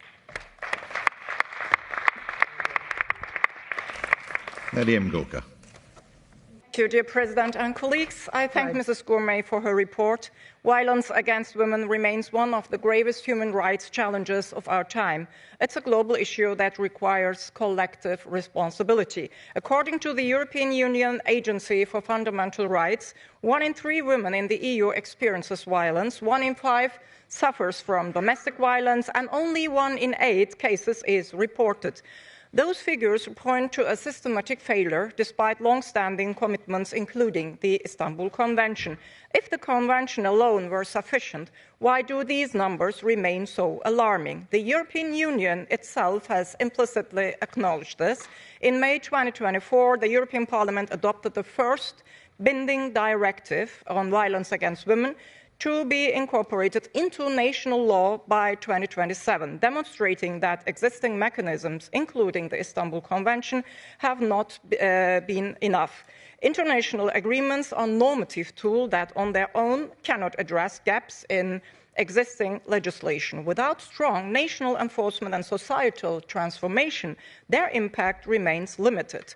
We, as Turkey, have built a robust, enforceable national system centered on Law 6284, one of the most comprehensive frameworks globally, immediate protection orders without burdensome procedures, removal of perpetrators from the household. In addition, electronic monitoring system ensure enforcement, and KADES, we have an emergency application, enables instant access to law enforcement. These are not symbolic commitments, these are operational tools that save lives. There is no one-size-fits-all model. Countries must act in line with their societal and institutional realities. Turkey maintains a zero-tolerance policy and continues to strengthen enforcement, expand support services, and invest in prevention while remaining open to international cooperation. Thank you. Next, Victoria Tiblum. Thank you, Mr. President. Consent is not a vague concept. It is the line between freedom and violation. And in a strong society, that line must be clear, enforced, and non-negotiable. In the wake of Me Too, we have seen progress, but also hesitation. Too many legal systems still rely on outdated ideas of force or resistance instead of a simple standard. Without free and informed consent, it is violence. At the same time, we must have the courage to say this: a society that fails to protect women, that excuses abuse, or that tolerates parallel norms where women's rights are weakened, it is a society that is failing its core values. Equality between men and women is not cultural, conditional, or negotiable. It is fundamental. And yet, across Europe, we see worrying trends: segregation, honor-related violence, social pressure, and environments where women are expected to adapt, stay silent, or accept less freedom. That is not progress, that is regression.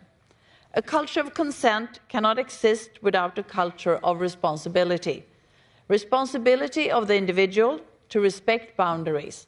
Responsibility of the state to enforce the law without hesitation, and responsibility of this assembly to defend our principles without apology. That means We must fully implement the Istanbul Convention.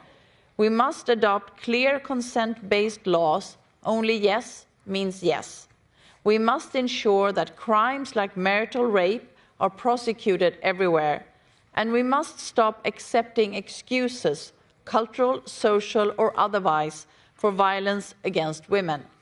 Because when we start making exceptions, we don't protect diversity, we abandon equality. This is ultimately about the kind of Europe we want, a Europe where women live in freedom and safety, or a Europe where we look the other way. I know where I stand. Thank you.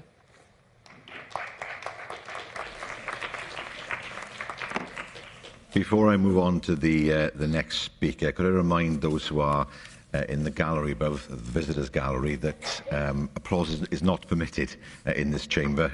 You are very welcome, of course, to observe proceedings, but no more than that. Just a gentle reminder of that. The next speaker is Larissa Bilotir.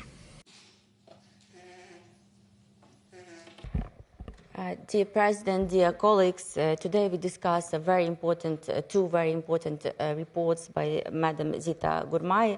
They are inseparable. One defines the standards, and other shows distance between the standard and reality. And reality is really frightening. In more than half of our countries, rape is still not defined based on consent.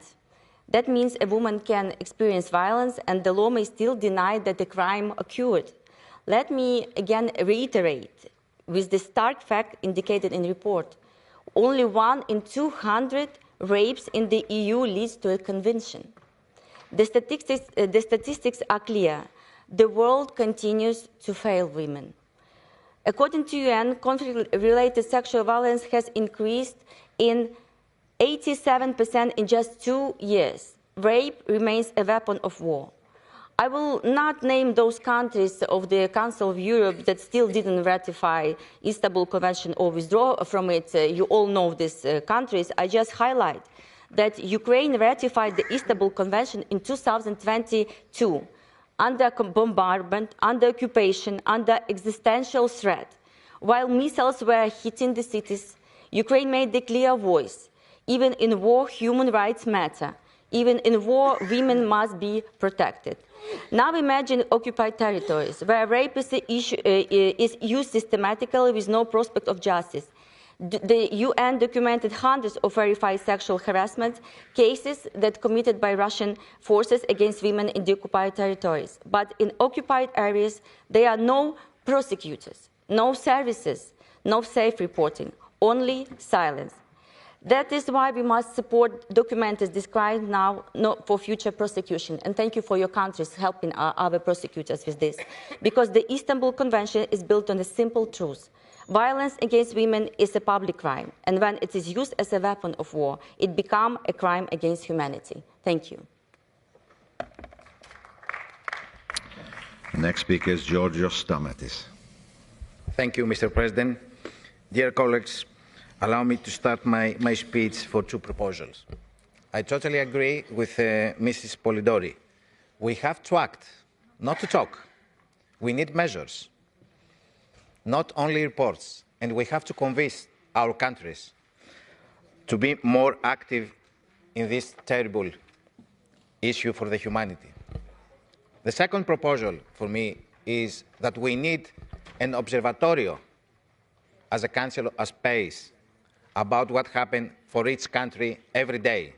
And the third proposal, I think, in memory of the dead women after the violence against them, to build a monument outside of the place for the memory of this woman that every day dies in our countries.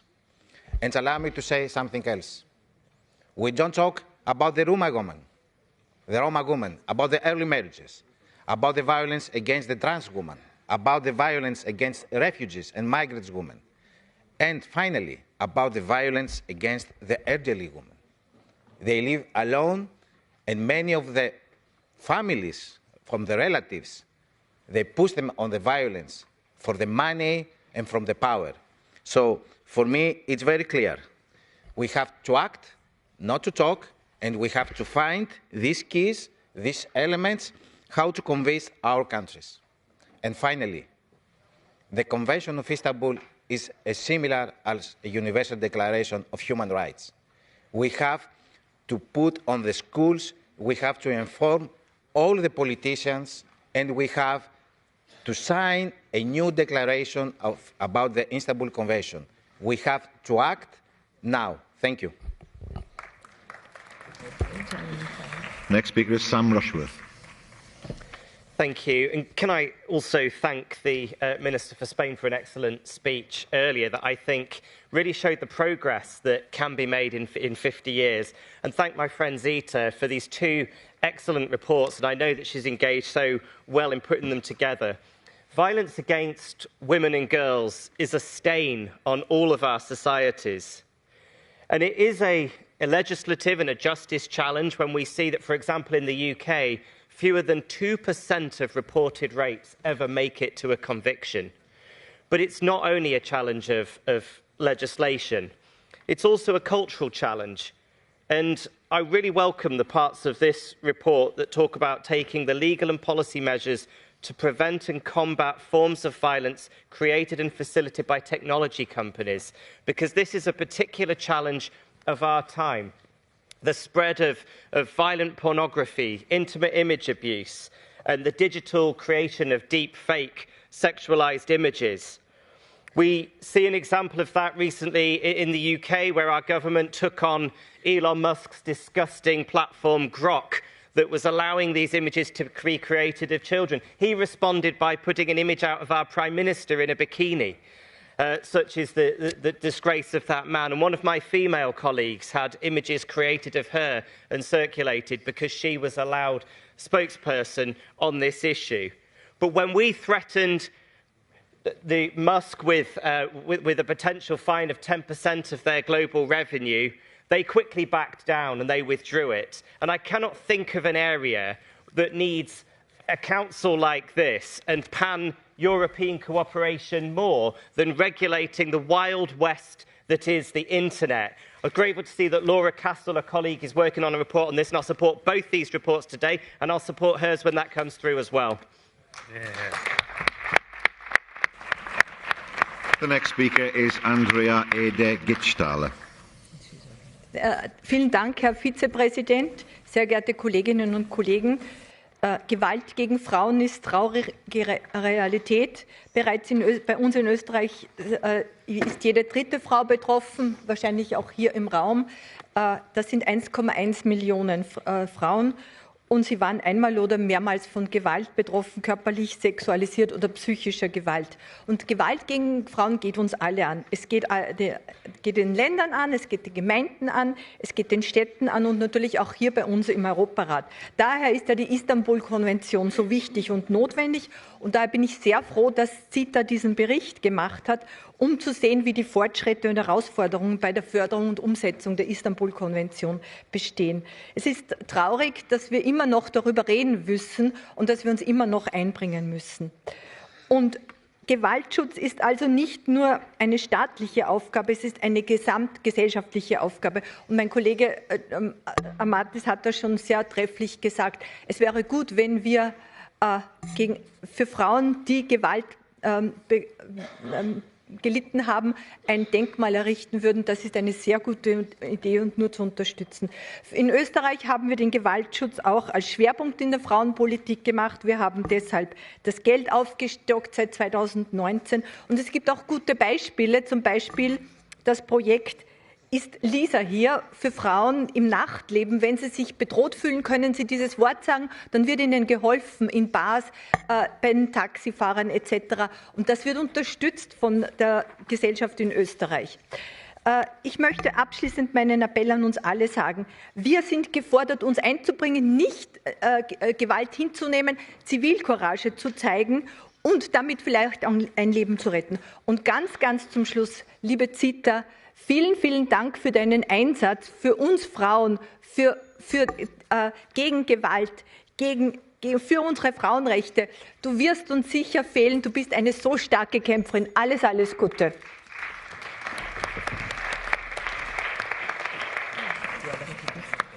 Thank you. I'm afraid we've reached 11:45, so I had hoped to call one or two more speakers, but time has beaten us, so I now must interrupt the list of speakers. The speeches of members on the speakers list who have been present during the debate but haven't been able to speak can be given to the table office for publication in the official report.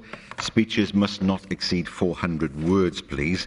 I remind colleagues that typewritten text can be submitted electronically, if possible, no later than 4 hours after the list of speakers is interrupted.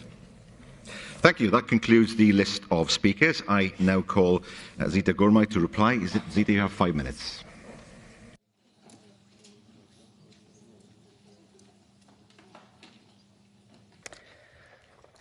Thank you very, very much, dear colleagues, dear Minister, for your participation in the debate and, of course, your excellent contribution. This is what we need, that type of debate. And I would say, as violence has no ideology, so I think it became absolutely clear. And, of course, I believe that this House was built on consensus. In the current context of disinformation, manipulation and false narrative, that question need to gender equality and women's rights is more important than ever to have an evidence-based policy and good quality data to assess the need and effectiveness of law and policies to combat violence against women. We also need to be aware of manipulative narratives that seems to be protecting women, while in reality they attack their rights by contesting human rights instruments such as the Istanbul Convention, which is considered, as I already told, the golden standard by United Nations. Let me bring to our discussion the latest report on gender-based violence against women, which has been published by the EU's Gender Equality Agency in March. Policy data shows that 85% of intimate partner violence victims, 76% of domestic violence victims, and 98% of rape victims are women. And the majority of perpetrators are European men. Important gaps in data collection remain today, despite the obligations set by the Istanbul Convention and the recommendations issued by Grevio. This means that there is an urgent need for systematic, disaggregated data and comparable justice sector data to enable a meaningful assessment of institutional effectiveness and accountability in cases of violence against women. Women victims of all types of gender-based in Europe need to trust the system that is designated to protect them. They have to believe in. They need to be listened and believe their safety and protection and that of their children should be at the core of state responses to gender-based violence. The question of concern should not be ignored or minimized. We, as parliamentarians, have played a crucial role in getting the Istanbul Convention adopted and ratified by most of the member states. And let's continue this fight, and let's hope that the new Hungarian government is going to ratify. And of course, this Assembly will keep promoting the Convention at the national level and regularly taking stock and reporting on the progress and challenges. We must deliver a continent free from violence. Our citizens, women and men, in all diversity, are in demand. Of course, I could reply for a lot of questions, but let me talk to Katja, who has been a former chair. We already have a network of women free of violence conducted by Luz, who is the general rapporteur, and we are also having keen to engage the non-parties to convention to follow up. So I think it's an excellent idea. I'm sure that they are going to do that. And of course, I live when PACE achieves gender parity since the first time in 1949. And it is a historic milestone, partly driven by rule of changes and partly driven by you, because without you we could never achieve it. So thanks for all the men who understood how important is parity. Women are equal partners of the society as well. And of course, I have to tell you that we are no longer facing isolated attacks on gender equality. What we are witnessing is coordinated transnational backlash. Actors sharing narratives, strategies and resources across borders to roll back rights and weaken democratic systems. This backlash does not only target women and LGBTIQ people, it targets the very foundation of democracy, pluralism, rule of law, and of course the social justice. And I also would like to thank the work of the Equality Committee of our former chairs, the current one, of course, Beatrice, and of course, Elvira, Petra, Maria, Katja, Annika, and of course the Secretariat. Can I tell you that we had no head of Secretariat, so very special thanks for Louise, and of course the whole team, Elodie, Caroline, Louise, Georgie, Sonia, and Leonor, because I think without these amazing people, we could not achieve what we achieved. And as I told you, I should have a clap hands, yes. And of course, violence, as I told you, has no ideology. Women's rights are indispensable and human rights should not be questioned. And last thing, I will go to the court because I got suspended in prison for 1.5 years, 3 years probation. May 11th is going the day when I go to the court because I was part of a demonstration in Hungary just to show my solidarity for a priest. So I hope that with the new Hungarian government, finger crossed, nobody can be listened. I hope that nobody can be silent. So I am here for you to thank you for the great work now at the end for all the parliamentarians. And I just wanted to let you know, if you don't fight, you don't count. And I'm very special thanks for all of you here, women and men, what you did for this House to get the parity. So I love you. I will go in a good respect that this is going to be a very important report, and I get a great support of all of you just to show that we cannot allow any woman to die. So let's make a good report. Thank you so much.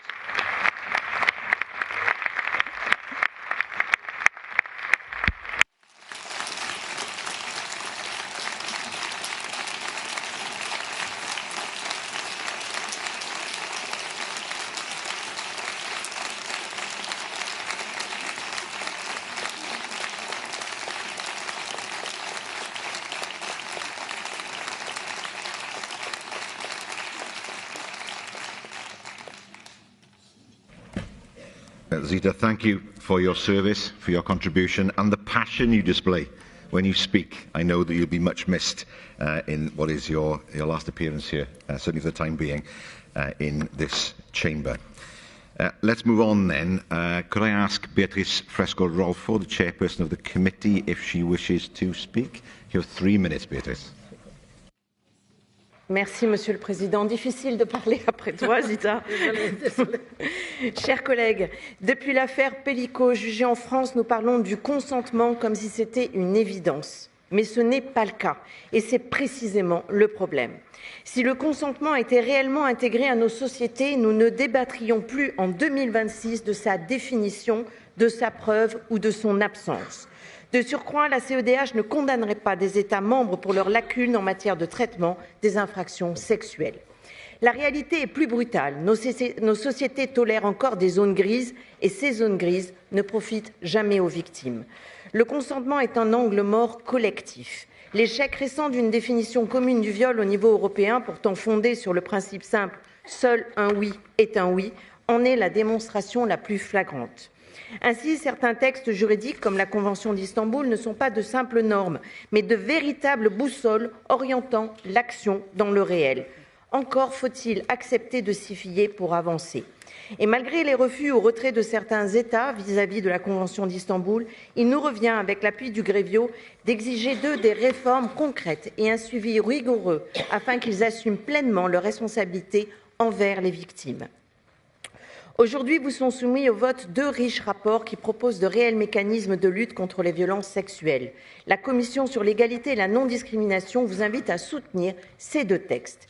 Je pense notamment à l'application concrète des ordonnances de protection qui restent aujourd'hui insuffisamment mobilisées par les services judiciaires pour assurer la sécurité des victimes. Cela dit, changer la loi ne suffit pas à changer les comportements. Si l'on remonte le fil de l'histoire, le droit apparaît comme l'un des premiers grands pédagogues de la vie collective. Il ne se contentait pas de sanctionner, mais traçait des lignes invisibles entre le permis et l'interdit, et ce faisant former les consciences. En apprenant à obéir à la règle, l'individu apprenait aussi à penser à sa place parmi les autres. Mais à mesure que les sociétés se complexifient, ce rôle éducatif se déplace. L'école devient alors un lieu central, non seulement de transmission des savoirs, mais de fabrication des esprits. Ainsi, l'école joue un rôle clé dans la manière dont sont perçues les relations sexuelles et les rapports entre les individus. Dans ce contexte, éduquer à une culture du consentement, et cela dès le plus jeune âge, ne revient pas à imposer des règles morales, mais à apprendre à reconnaître et respecter le désir, les limites et la parole de l'autre. Ainsi, la question que nous devons nous poser aujourd'hui n'est pas de savoir si nous avons fait des progrès, mais si nous sommes prêts à remettre en cause ce qui, dans nos normes sociales, continue de produire du non-consentement.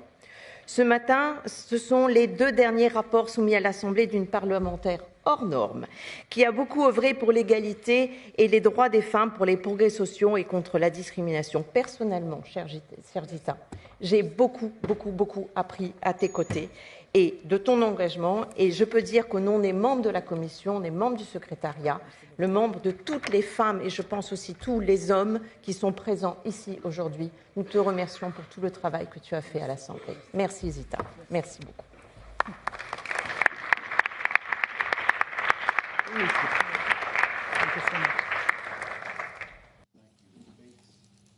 Thank you. The debate is now closed. So we move on now to the consideration of the amendments. The Committee on Equality and Non-Discrimination has presented a draft resolution you will see entitled Promoting the Istanbul Convention and Improving its Implementation, Building on the Lessons Learned. It's document 16372. 2 amendments have been tabled. Now, I understand that the chairperson of the committee wishes to propose to the Assembly that both amendments to the draft resolution, which were rejected by the committee with a 2/3 majority, be declared as definitively rejected. Is that so? C'est exact, Monsieur le Président. Right. Firstly, I will deal with Amendment 1. If no one objects. Yes, that's rejection then. So let me deal with Amendment 1. Are there any objections to Amendment 1? No, you have I beg your pardon. Sorry, you have to say this phrase. If no one objects, I will consider the amendment to be rejected. Thank you. Is there an objection to Amendment 1? No. Okay. This was, you have to say this. Okay. Amendments. If no one objects, I will consider the amendments to be rejected. Okay. Is there any objection? If there is no objection, Okay. Amendments 1 and 2 to the draft resolution are therefore rejected and will not be called. It's okay. Yeah. There are no objections to amendments. Okay, there are no objections. Okay. Thank you very much. We will now then proceed to vote on the draft resolution contained in document 16372. A simple majority is required. The vote is now open.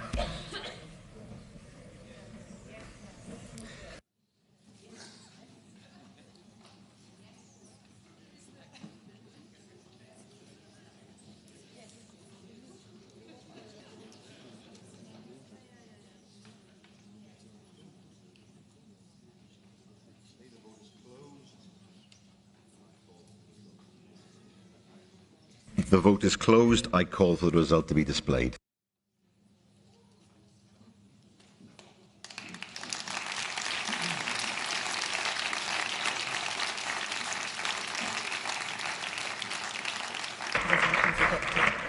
And so the draft resolution is adopted. The Committee on Equality and Non-Discrimination has presented a draft resolution 16370 entitled Paving the Way for a Culture of Consent, to which one amendment has been tabled. I do remind you that speeches on amendments are limited to 30 seconds, and I call on Pablo Ispan to support Amendment 1. Okay. In that case, I call on the Speaker to speak to Amendment 1. You have 30 seconds.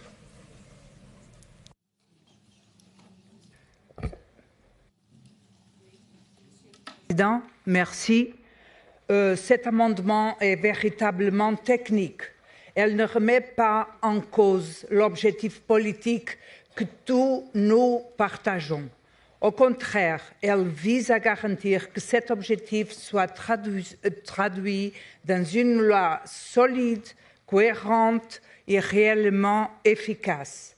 Une bonne loi exige une rédaction rigoureuse, une analyse juridique approfondie et l'avis des spécialistes capables d'anticiper les conséquences concrètes de son application.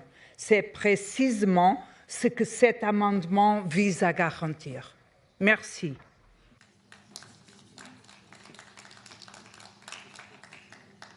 Does anyone wish to speak against the amendment? Yes.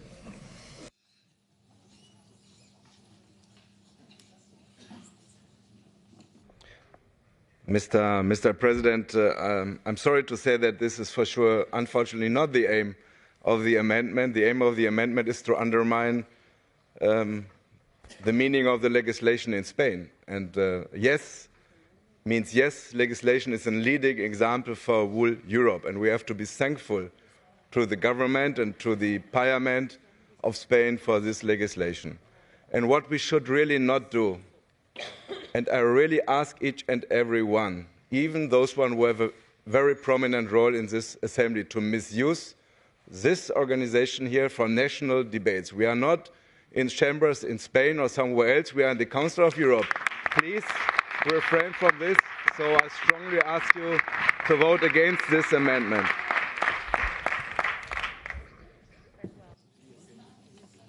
What is the opinion of the committee on the amendment? The committee rejected the amendment. Okay. I will now put the amendment to the vote. The vote is open.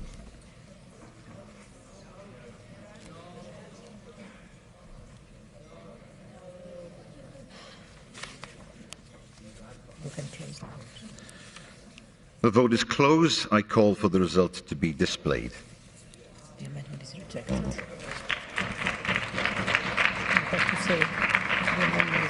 Amendment 1 is therefore rejected. We will now proceed to vote on the draft resolution contained in document 16370. A simple majority is required. The vote is now open.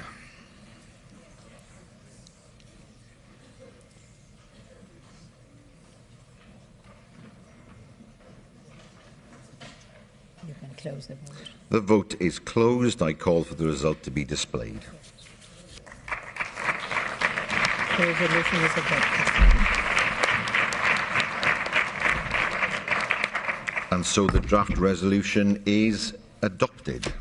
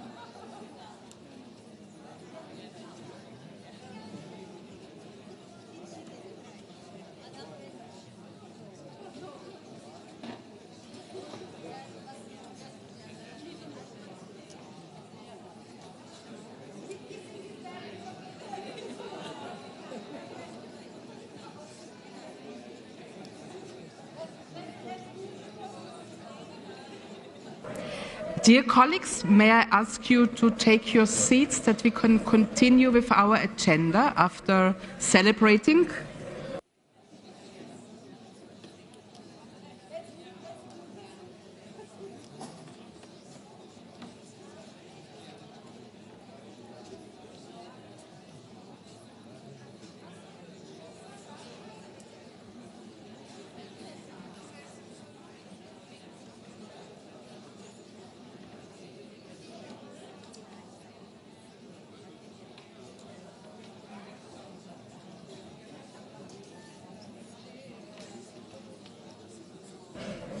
Dear colleagues, I would like to start the next part of our session. May I ask you to take your seats and to calm down.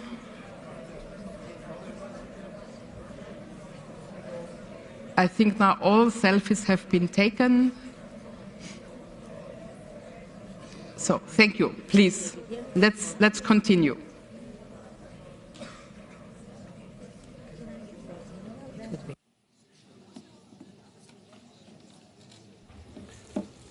Son Excellence, Monsieur Denis Bećirović, président de la présidence de Bosnie-Herzégovine.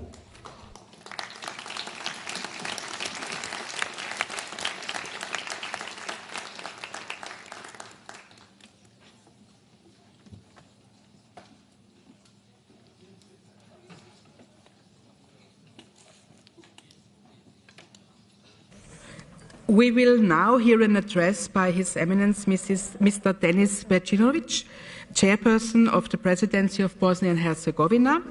After his address, Mr. Bećirović will take questions from the floor. But first of all, let me welcome you. It's a great pleasure that you are with us. Dear Chairman, welcome to this hemicycle, which is the heart of our organization. You are no stranger to parliamentary life. You began your political career in the House of Peoples in 2000, and in 2006 you were elected to the House of Representatives, where you served 3 consecutive mandates. Since 2022, you have been held the office of Member of the Presidency of Bosnia and Herzegovina, and since 2026, you have assumed the role of Chairman of the Presidency.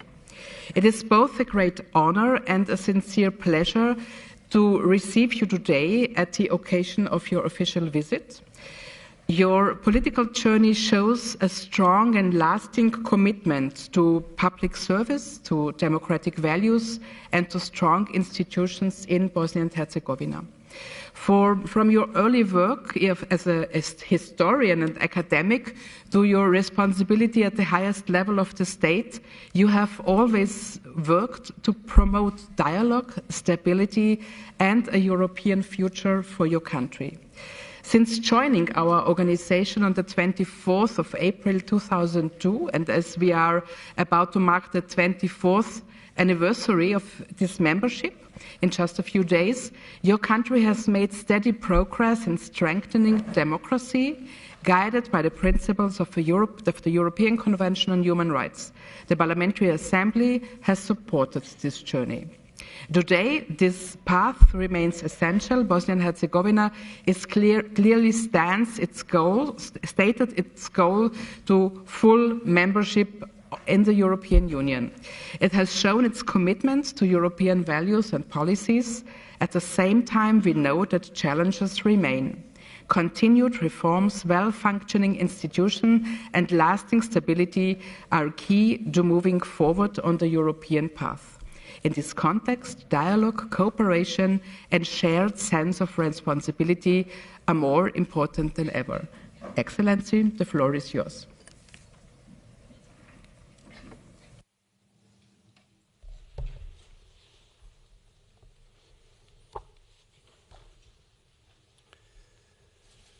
Esteemed President, distinguished members of the Parliamentary Assembly of the Council of Europe, ladies and gentlemen, it is an honor to address you as the Chairman of the Presidency of Bosnia and Herzegovina in the home of European democracy, an institution which for decades has safeguarded and promoted fundamental values: human dignity, freedom, equality, and the rule of law. I thank you for the adopted resolution of the Parliamentary Assembly of the Council of Europe in January of this year, in which you expressed clear support for the sovereignty and territorial integrity of Bosnia and Herzegovina. Bosnia and Herzegovina has been a committed member of the Council of Europe since 24 April 2002. During 24 years of membership, we have consistently demonstrated our commitment to fundamental values, human rights, democracy, and the rule of law. Our membership represented a strategic and civilizational choice.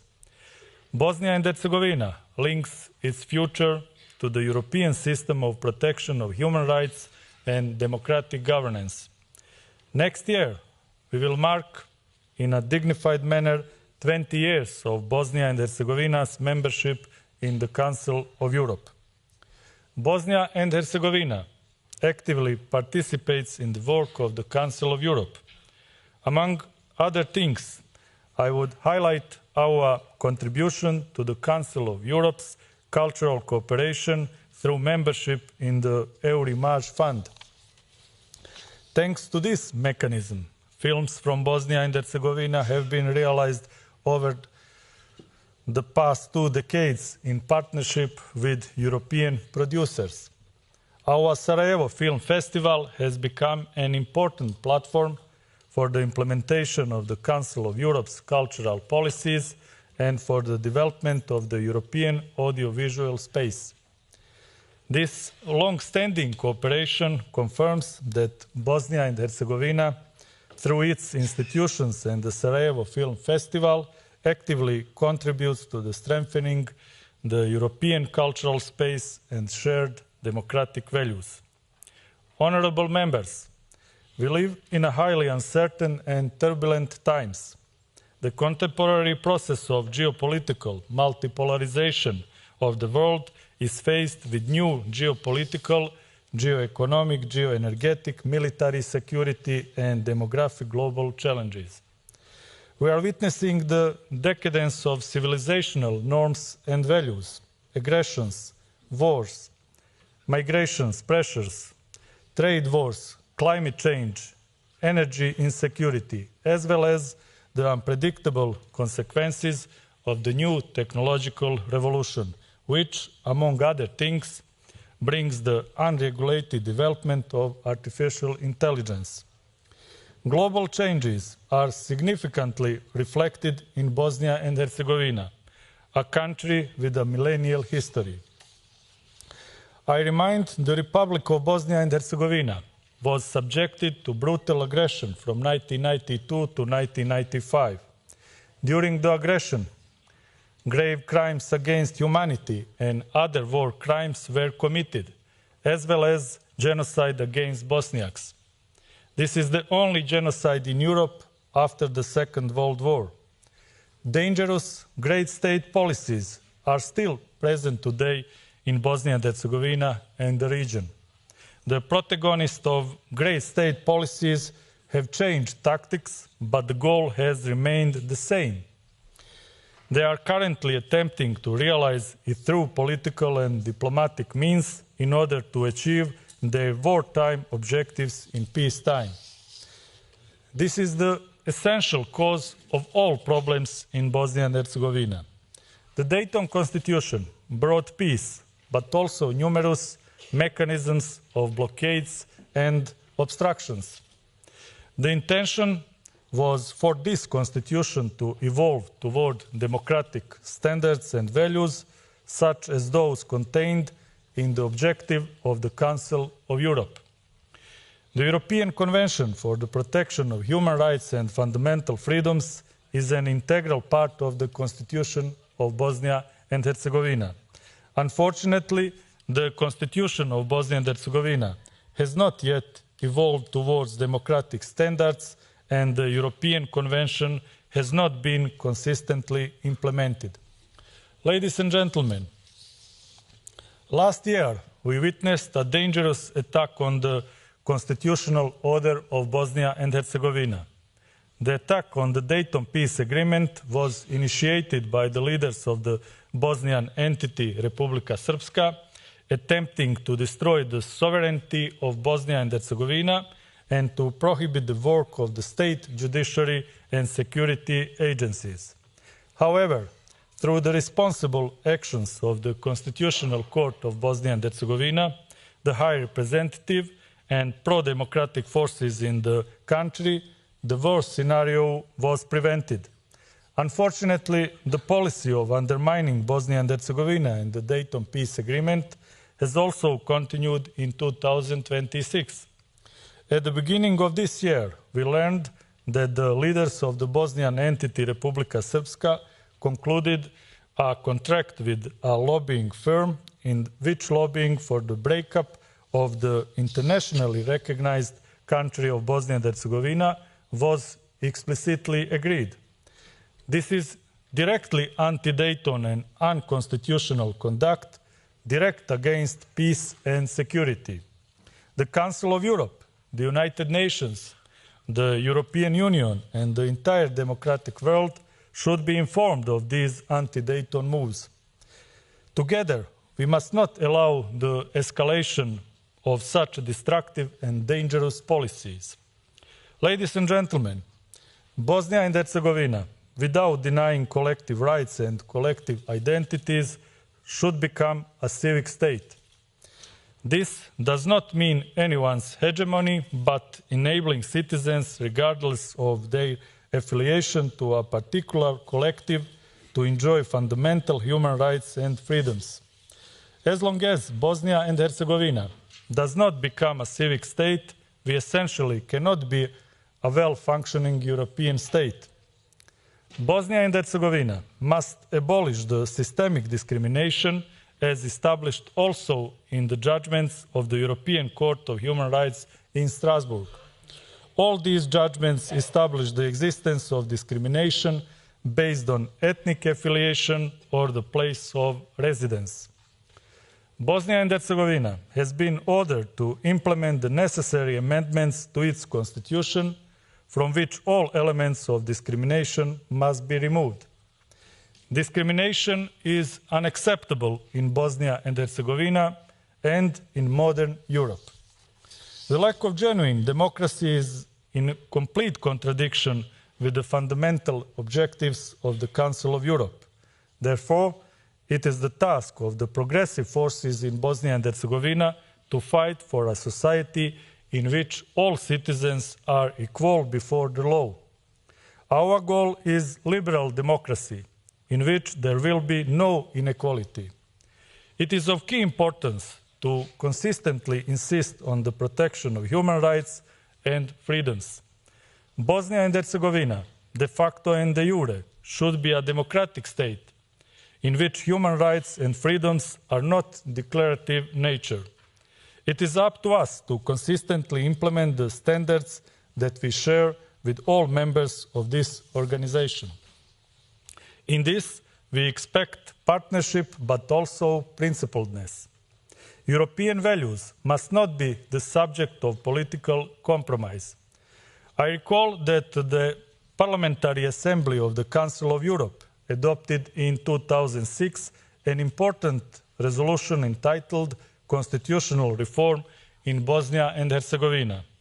In this resolution, the Parliamentary Assembly of the Council of Europe requested that the mechanism of ethnic representation be replaced by representation based on the civic principle, as well as that efficient and rational procedures for political decision-making be found. The same resolution called for a review of the territorial organization of the country and its division into entities, cantons and municipalities, as well as the repartition of competencies between the state and the lower levels with a view to increasing efficiency and sustainability. These positions and assessments of the Parliamentary Assembly of the Council of Europe are equally relevant 20 years after their adoption. Ladies and gentlemen, here in Strasbourg, in the Council of Europe, I particularly wish to warn of concerning proposals advocating further ethnic territorialization of Bosnia and Herzegovina. Such a concept is contrary to the principle of universal citizenship, the prohibition of discrimination, and the idea of integrative democracy.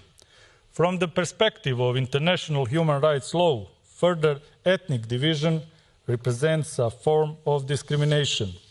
Such a concept formally offers protection of collectives, but in practice limits freedom of choice, political mobility, and the equal value of the vote. The consequence is not stability, but the ghettoization of political life. From the perspective of political practice, such solutions cement divisions, discourage constructive cooperation, and produce institutional blockage. Bosnia and Herzegovina cannot allow new lines of division. Our country needs a transformation of the existing model towards an inclusive, functional, civically based democracy. The protection of collective identities may exist, but not at the cost of violating individual rights. Reforms in Bosnia and Herzegovina should be guided by the principle of integration. It should be borne in mind that the Dayton Agreement is foundation of peace, but that the European Convention is one of the foundations of modern democracy. It obliges us to consistently implement guaranteed human rights and freedoms. Reform of the Dayton system does not mean abandoning peace. It means its evolution. It does not mean abolishing collective rights. It means aligning them with individual rights. It does not mean centralization. It means functionality. As a member of the Council of Europe, Bosnia and Herzegovina has, among other things, accepted the obligation of full and immediate application of standards prohibiting discrimination and ensuring equal suffrage. These obligations, contained in the judgments of the European Court of Human Rights, are binding in nature and require legislative and constitutional reforms. Final judgments of the European Court of Human Rights do not leave room for partial solutions. Their implementation implies systemic harmonization of the constitutional and electoral framework with European standards of individual rights. In other words, the right to stand for election and political representation must belong to every citizen under equal conditions without constitutional or legal barriers based on ethnic or territorial affiliation. Only a normative framework based on equality, non-discrimination, and the functionality of institutions can ensure a stable and sustainable democracy in Bosnia and Herzegovina. The system established by the Dayton Agreement must become more functional. Ladies and gentlemen, when we speak about the future of Bosnia and Herzegovina, it is necessary to conduct the discussion in the categories of law, institutional functionality, and international obligations. In that regard, I consider that in Bosnia and Herzegovina we should implement constitutional and electoral reform with the aim of elimination systemic discrimination and full harmonization with the case law of the European Court of Human Rights.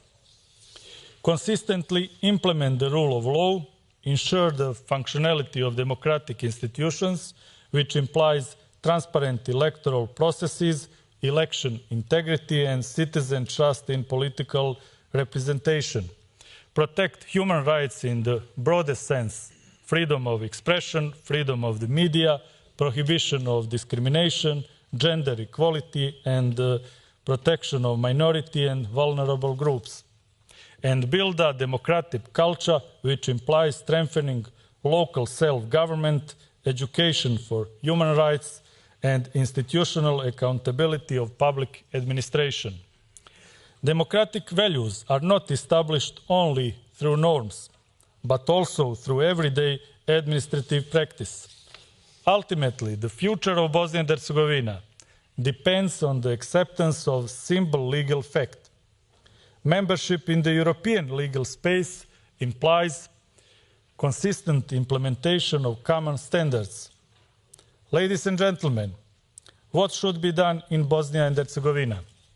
For the future of Bosnia and Herzegovina, among other things, it is important to accelerate the accession of Bosnia and Herzegovina to full membership in the European Union and NATO. Take into account the previous opinions of the Venice Commission on the political, social, electoral and judicial system in Bosnia and Herzegovina. Harmonize the political, social and economic system with the norms, values and standards of the European acquis communautaire on which the European Union is based. Undertake adequate measures to eliminate systemic discrimination of citizens and harmonize electoral legislation with European electoral principles and standards. At the end of this address, I will express a concluding thought. The future of Bosnia and Herzegovina lies in a comprehensive democratic reform of the social, economic and state structure of Bosnia and Herzegovina, which will ensure that the basic political subject is the individual as a free citizen. Thank you for your attention.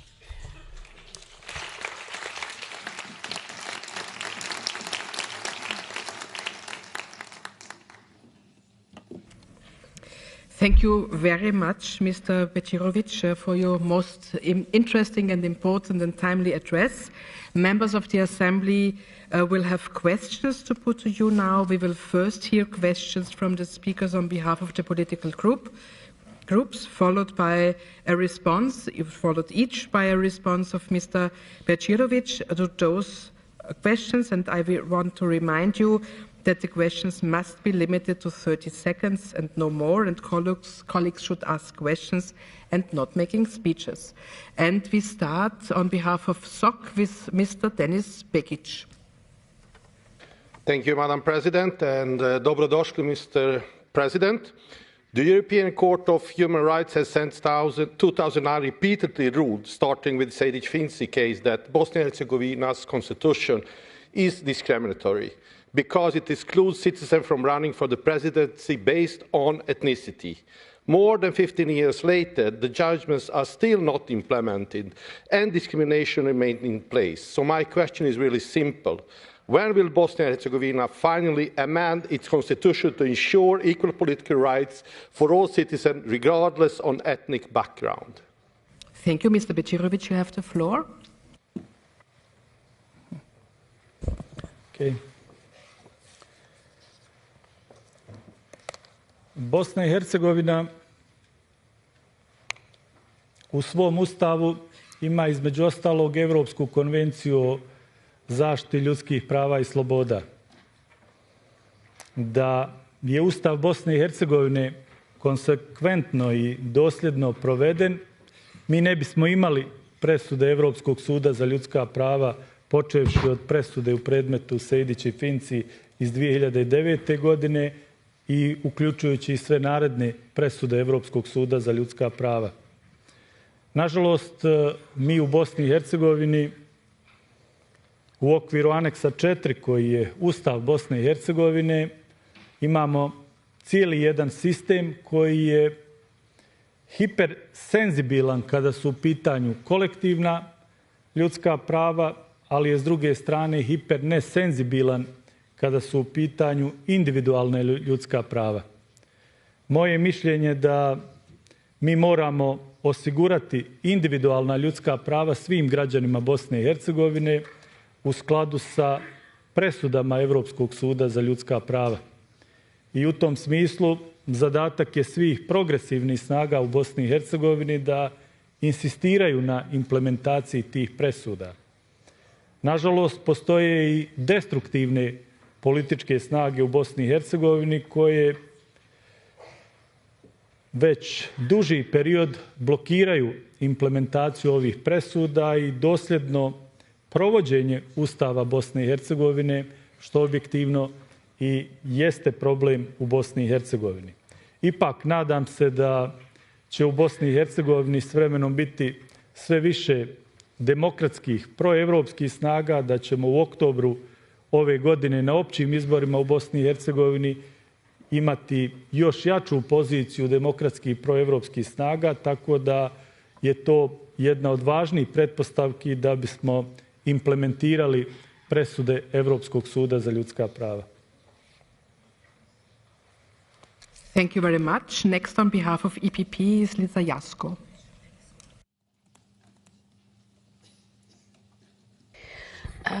Your Excellency, there's been more than 30 years when the war in Bosnia was over, but still the consequences of the war are still there.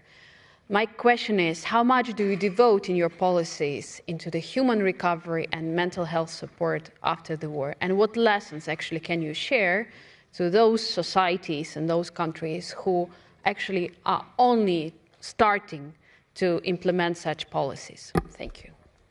Thank you, Mr. Bećirović. Prije više od 30 godina zaustavljena je agresija na međunarodno priznatu državu Republiku Bosnu i Hercegovinu. U godinama i decenijama poslije toga presude su donijeli najviši sudovi Ujedinjenih nacija. I oni su konstatirali da nije bio u pitanju unutrašnji građanski rat, već je bila u pitanju agresija na međunarodno priznatu državu. U presudama je navedeno da je počinjen genocid nad Bošnjacima. U presudama sudova Ujedinjenih nacija je navedeno da su počinjeni i udruženi zločinački poduhvati u Bosni i Hercegovini. 30 godina poslije vi ste u pravu. Posljedice agresije na Bosnu i Hercegovinu se još uvijek osjećaju. Međutim, nijedan problem u Bosni i Hercegovini nije nastao u Bosni i Hercegovini. Svi su, da tako kažemo, kreirani i uvezeni izvan granica Bosne i Hercegovine. Ljudi u Bosni i Hercegovini žele da žive mirnim životom, normalnim životom. U Bosni i Hercegovini žive Evropljani koji žele da budu dio i Evropske unije. Naši strateški ciljevi su punopravno članstvo u Evropskoj uniji i NATO savezu i u zadnje 3 godine postigli smo i određene važne rezultate u tom pogledu. 15. decembra 2022. godine Bosna i Hercegovina je stekla kandidatski status za članstvo u Evropskoj uniji. 21. marta 2024. Evropsko vijeće je donijelo odluku o otvaranju pregovora sa Bosnom i Hercegovinom. Našu vanjsku politiku smo u zadnje 3 godine gotovo 100% uskladili sa vanjskom i sigurnosnom politikom Evropske unije.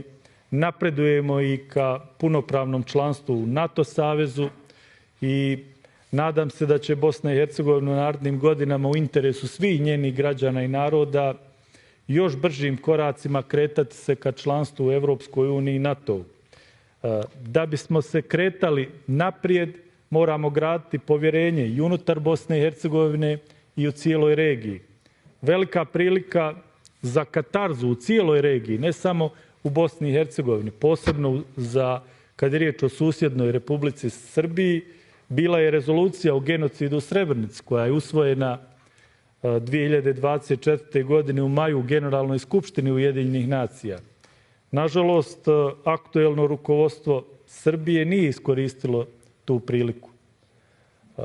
Naša politika je politika poštivanja činjenica, presuda Ujedinjenih nacija, ali i borbe za izgradnju bolje regionalne saradnje, povjerenja i pomirenja zasnovanog na miru i pravdi. U tom smislu Bosna i Hercegovina sasvim sigurno šalje i globalne poruke. Da su lekcije iz Bosne i Hercegovine 1990. pravilno shvaćene, možda se ne bi događalo to što se događalo nakon agresije na Bosnu i Hercegovinu, a danas vidimo da se cijeli svijet nalazi u jednom veoma globalno turbulentnom periodu.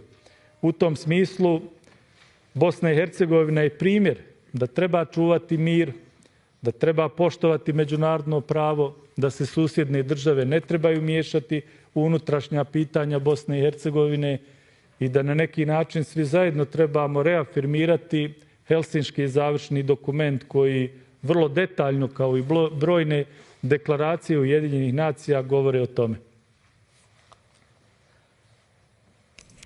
Thank you, and we now listen to the question of Scholt Nemeth on behalf of ECPA.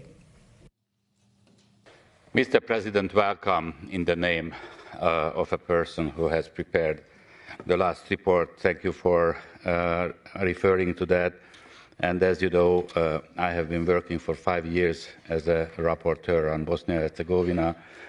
My main question would be to you. Do you support, President, the right of the Croatian community to elect its own member to the state presidency? And if you do, what kind of legal solution do you foresee to find a solution for this long-lasting problem? Thank you very much. Mr. Bećirović.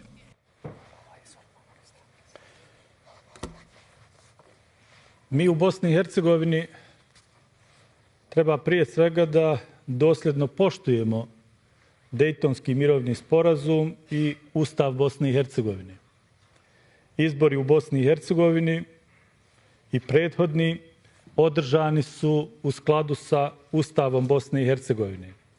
U predsjedništvo Bosne i Hercegovine biraju se 3 člana predsjedništva, jedan iz reda bošnjačkog naroda, drugi iz reda hrvatskog naroda, treći iz reda srpskog naroda. Dakle, oni se biraju iz određenih naroda, ali kada postanu članovi predsjedništva Bosne i Hercegovine, oni imaju obavezu prema zakletvi koju polažu da poštuju i da se bore za jednaka ljudska prava i građanske slobode svih građana i naroda Bosne i Hercegovine. U tom smislu svaki član predsjedništva Bosne i Hercegovine je član predsjedništva Bosne i Hercegovine i treba da vodi računa o ljudskim pravima svih građana i naroda Bosne i Hercegovine.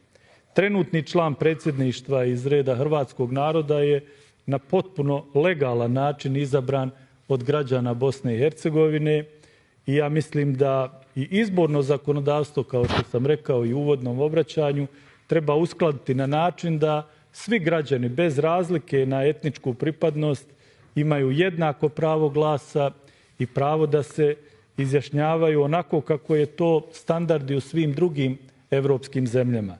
U Bosni i Hercegovini nema više prostora za nove etničke linije razdvajanja, za novu diskriminaciju ili za neki novi etnički apartheid. To vrijeme je prošlo, mi moramo graditi Bosnu i Hercegovinu u skladu sa evropskim standardima i principima i to je evropska budućnost Bosne i Hercegovine.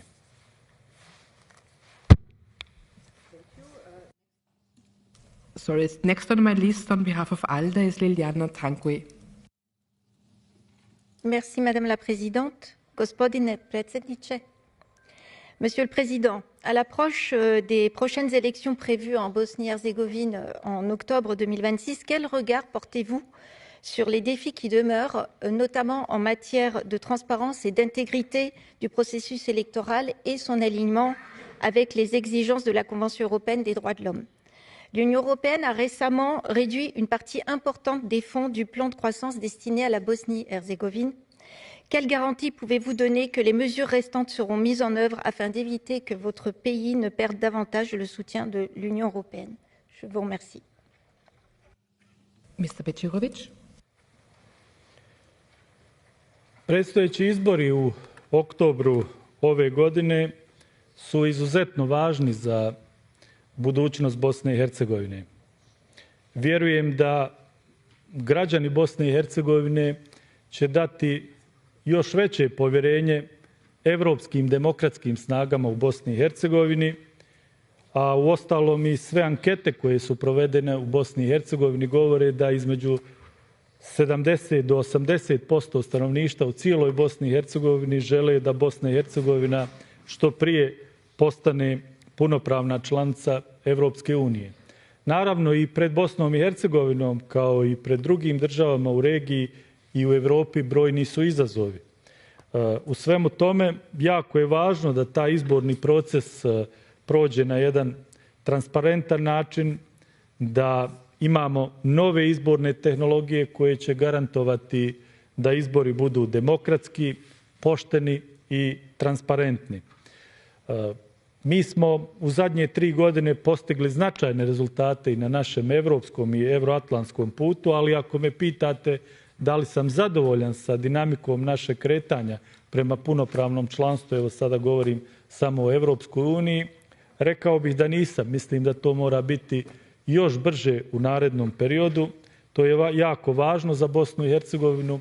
Zašto nije brže? Zato što imamo, nažalost, destruktivne političke snage koje su u 2025. godini izazvale veliku krizu u Bosni i Hercegovini. Imali smo otvoreni napad na ustavni poredak Bosne i Hercegovine. Ove godine smo saznali da su čelnici entiteta Republika Srpska čak angažirali i jednu lobističku kuću u Sjevernoj Americi koja treba da radi na tome da razbija Dejtonski mirovni sporazum i državu Bosnu i Hercegovinu. To se prvi put događa od Dejtona do danas. To su jako opasne stvari. Nažalost, dijelom je ta situacija u Bosni i Hercegovini povezana i sa ruskom agresijom na Ukrajinu.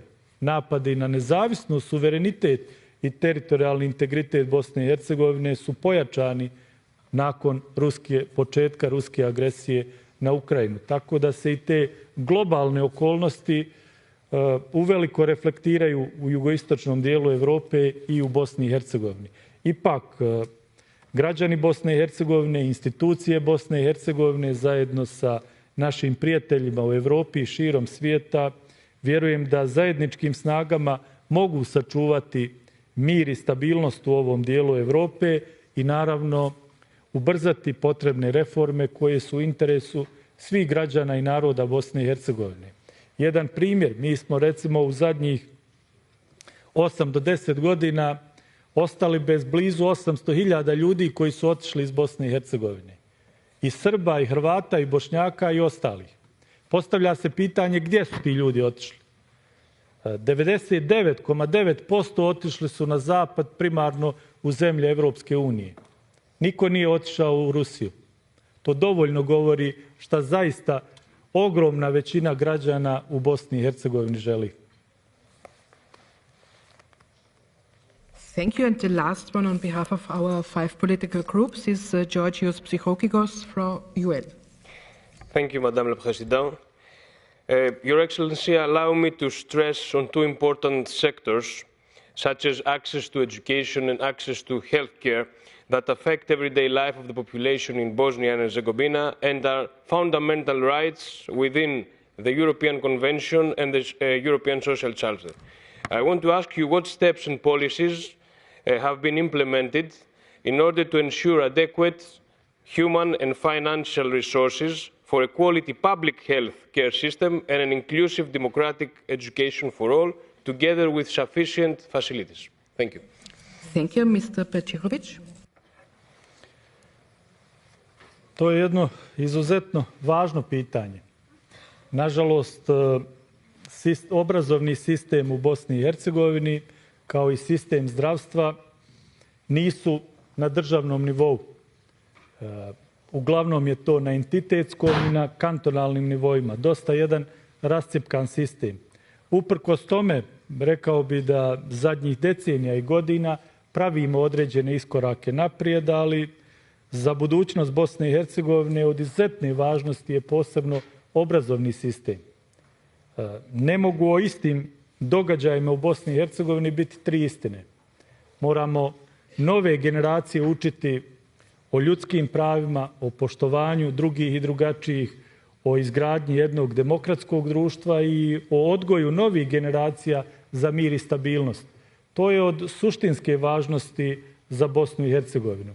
Iako obrazovne institucije u Bosni i Hercegovini od osnovnog školstva, srednjeg školstva do univerziteta u zadnje vrijeme podižu svoj kvalitet, povezuju se sa evropskim i svjetskim institucijama u oblasti obrazovanja, isto tako i u oblasti zdravstva, ali taj proces sasvim sigurno u narednom periodu mora biti još kvalitetniji i još brži. Thank you very much. I will now give the floor to other speakers and will take them in groups of 3. Please also remind yourself that you have 30 seconds. And the first one is Piero Fassino from Italy. Grazie Presidente, io ho apprezzato molto il suo intervento e la mia domanda parte proprio dal suo intervento, perché noi sappiamo che la Bosnia è un'entità costituita da 3 comunità e 2 entità statali.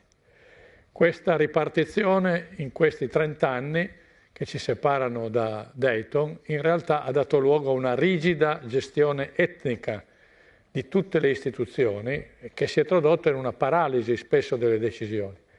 Allora, come si intende superare questa situazione? Lei ne ha parlato molto, ma concretamente quali sono gli atti che lei intende mettere in essere per, diciamo, garantire una coesione e un'unità della Bosnia-Herzegovina molto più alta, anche alla luce delle spinte separatistiche, per esempio in Srpska, che spesso mettono a rischio l'esistenza stessa della Bosnia-Herzegovina? Thank you. And now Zaja Mazegazinovic from Bosnia-Herzegovina.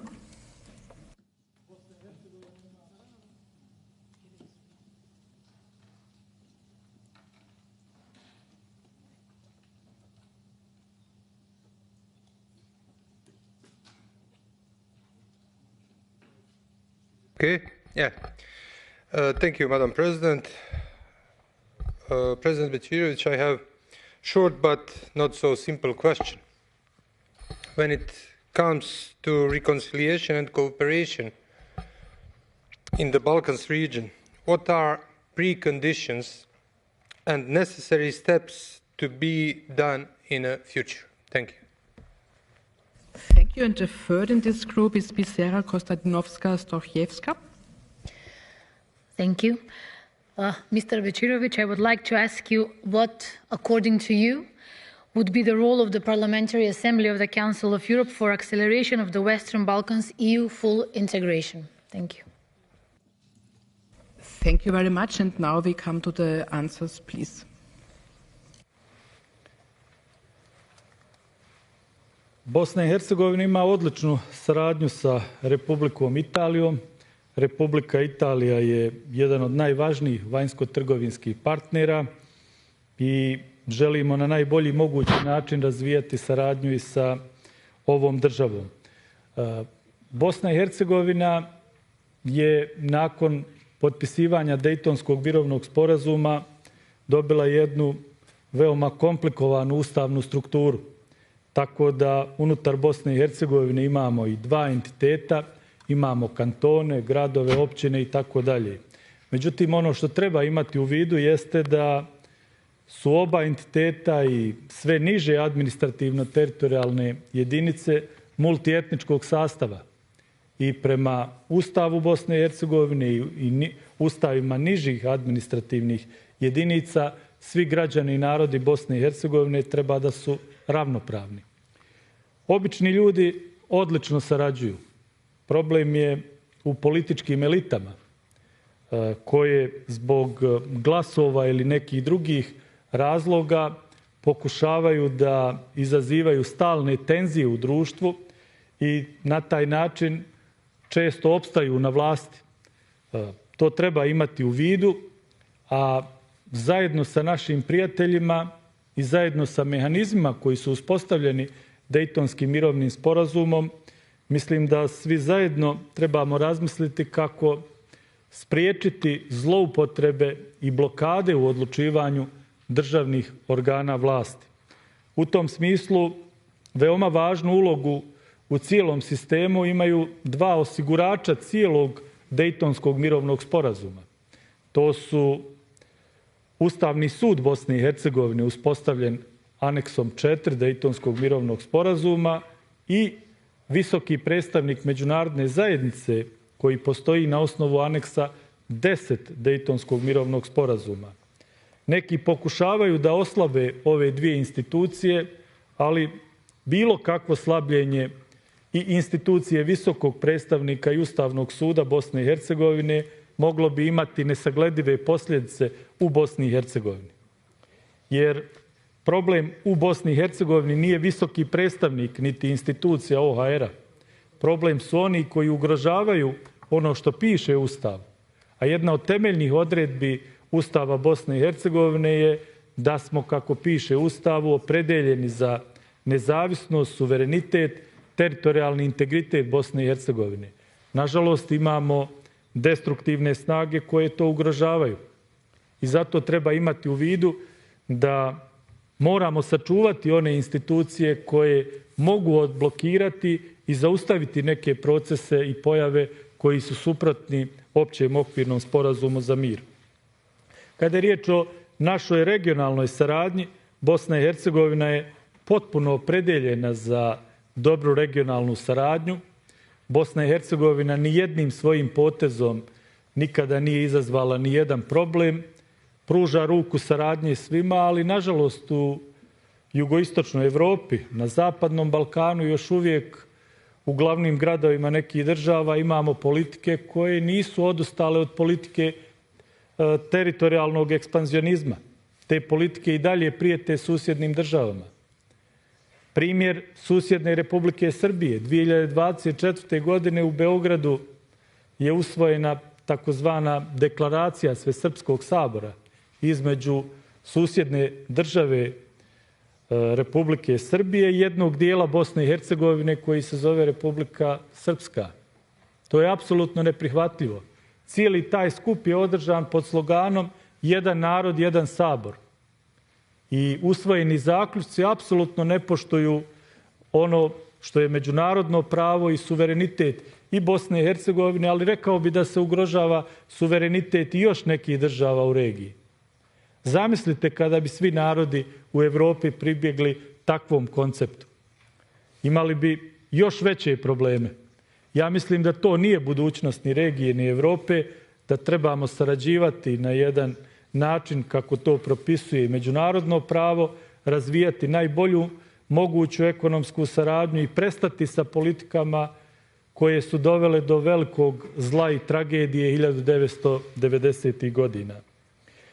Na pitanje kako Parlamentarna skupština Vijeća Evrope može pomoći Bosni i Hercegovini, ja prije svega koristim priliku da vam se zahvalim što ste i u zadnjoj rezoluciji iskazali snažnu podršku suverenitetu, nezavisnosti i teritorijalnom integritetu Bosne i Hercegovine, što ste vrlo jasno identificirali one koji ugrožavaju ustavni poredak Bosne i Hercegovine i mir u Bosni i Hercegovini, ali je također veoma važno i da Vijeće Evrope insistira na tome da evropski standardi, vrijednosti Vijeća Evrope zažive istinski u Bosni i Hercegovini.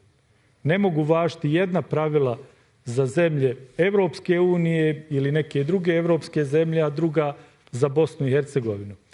Bosna i Hercegovina geografski, historijski, komunikacijski u svakom pogledu pripada Evropi. Ona je u srcu Evrope i u Bosni i Hercegovini trebamo svi zajedno raditi da se primjenjuju evropski principi i evropski standardi. Thank you. And we now come to the last three members who have a chance to raise a question. And we start with Zita from Turkey. Zita. Merci Madame la Présidente et bienvenue encore une fois Monsieur le Président. Comment évaluez-vous le potentiel de la plateforme de paix des Balkans récemment lancée sous l'impulsion de Turquie pour renforcer la stabilité régionale et favoriser la diffusion des valeurs du Conseil de l'Europe dans les Balkans? Et selon vous, quel levier permettrait de maximiser son impact concret sur le terrain? Je vous remercie. Thank you. Now Bertrand Puix. Merci Madame la Présidente. Monsieur le Président, plus de 30 ans après les accords de Dayton qui ont mis fin à une guerre meurtrière, les Bosniens ont besoin d'accompagnement et de compréhension. Les logiques de division sont toujours à l'œuvre. Les fractures internes sont d'autant plus dangereuses que la géopolitique internationale peut s'en mêler à tout moment. Bref, la Bosnie-Herzégovine, 30 ans après l'accord de Dayton, reste une fragilité européenne qui pourrait devenir ou redevenir demain une question de sécurité collective. Alors ma question est simple, Monsieur le Président. Comment peut-on aider votre pays, vous aider à dépasser ces divisions et à intégrer la grande famille européenne? Merci. And finally, Mladen Bozic from Bosnia-Herzegovina.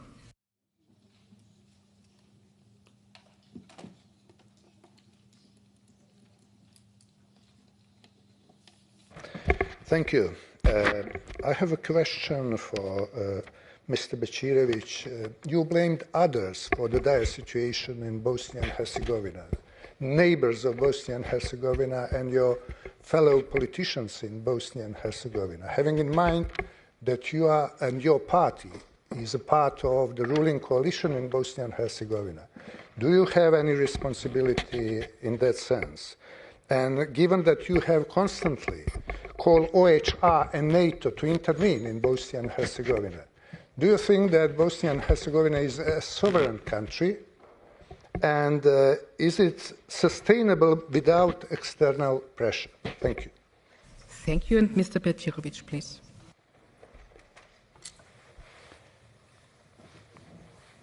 Kada je riječ o platformi o Balkanu koju je ponudila Republika Turska, dijelom smo o tome razgovarali sa predsjednikom Republike Turske prije nekoliko dana tokom održavanja Antalija diplomatskog foruma.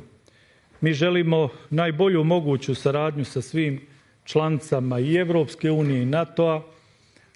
Imamo dobru saradnju sa prijateljskom Republikom Turskom i sve inicijative i svi prijedlozi koji doprinose ekonomskom razvoju, smirivanju tenzija, izgradnji bolje budućnosti, sasvim sigurno su nešto što treba podržati. Naši vanjsko-politički ciljevi su jasni i mi želimo da ih realiziramo. Oni su usvojeni jednoglasno od nadležnih državnih organa Bosne i Hercegovine i ponavljam, sve ideje koje pomažu da Bosna i Hercegovina realizira svoje vanjsko-političke ciljeve, sve ideje koje pomažu da cijeli region bude stabilniji su uvijek dobrodošle. Drugo pitanje je bilo vezano za 30 godina nakon Dejtonskog mirovnog sporazuma. Bosna i Hercegovina je država u kojoj postoji tačno još puno izazova. Ipak treba konstatirati da smo mi za ovih 30 godina napravili i ogromne korake naprijed. U brojnim reformama to su priznale institucije i Evropske unije i brojne druge institucije i pokazalo se da kada nema opstrukcija, kada nema blokada, da možemo zaista ubrzanim putem da se krećemo prema članstvu u Evropskoj uniji i NATO savezu. Kako se unutar Bosne i Hercegovine boriti protiv onih koji prave probleme? Bosna i Hercegovina nije izolirano ostrvo.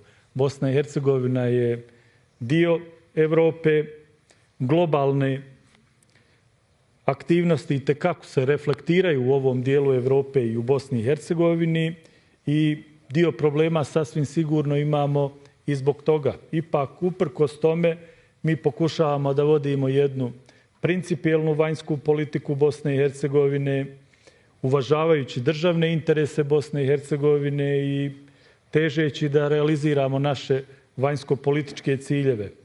U tom smislu mislim da je veoma važno da Bosna i Hercegovina bude pouzdan saveznik i Evropske unije i NATO saveza. Mi smo to i pokazali. Mi smo iskazali punu solidarnost sa Ukrajinom. Bio sam u Kijevu, direktno razgovarao sa predsjednikom Volodimirom Zelenskim, dao punu podršku ukrajinskom narodu. Glas Bosne i Hercegovine treba da se čuje i u Evropi. Vrlo smo aktivni i unutar Ujedinjenih nacija. Protiv smo svih onih politika koje ugrožavaju ljudska prava i građanske slobode ljudi širom svijeta. Iskazujemo solidarnosti prema palestinskom narodu u Gazi i prema svim ljudima na svijetu koji stradaju. I treće pitanje bilo je vezano za susjede, za neke političari i tako dalje. Ja nisam nikoga okrivio. Sve to o čemu sam govorio, to piše u zvaničnim izvještajima. To između ostalog piše u izvještajima visokog predstavnika koje on podnosi Vijeću sigurnosti Ujedinjenih nacija. To piše u izvještajima Europskog parlamenta, u izvještaju Vijeća Europe. To su konstatirale gotovo sve države. Svi su vrlo jasno osudili i Washington, i Brisel, i Berlin, i Rim, i Ankara, i London, Madrid, cijela Europa i cijeli demokratski svijet aktivnosti koje su značile podrivanje Dejtonskog mirovnog sporazuma i ustavnog poretka Bosne i Hercegovine. Dakle, nije u pitanju samo moje lično mišljenje, već stvari su jednostavno takve i mi ih moramo nazvati pravim imenom, moramo ih jasno identificirati i zaustaviti prije nego što ugroze mir i sigurnost. Bosna i Hercegovina je prema Ustavu suverena država, ona to i jeste i bit će još više suverena država ukoliko bude manje antidejtonskih politika i antidejtonskih snaga koje ugrožavaju suverenitet Bosne i Hercegovine. Mr. Bećirović, I want to thank on behalf of the Assembly very warmly that you answered our questions so concise and could take so many. Thanks a lot for that.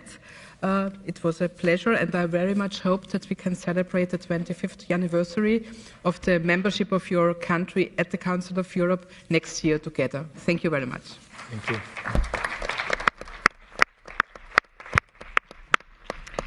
Our next business is to consider the changes proposed in the membership of committees. These are set out in Document Commission 2026-04, Addendum 2. Are there any proposed changes in the membership agreed to? They seem to be. They agreed, so there is no option. Following Rule 44.8, I refer I don't refer something to anybody. The Assembly will hold its next public sitting this afternoon at 3:30 p.m.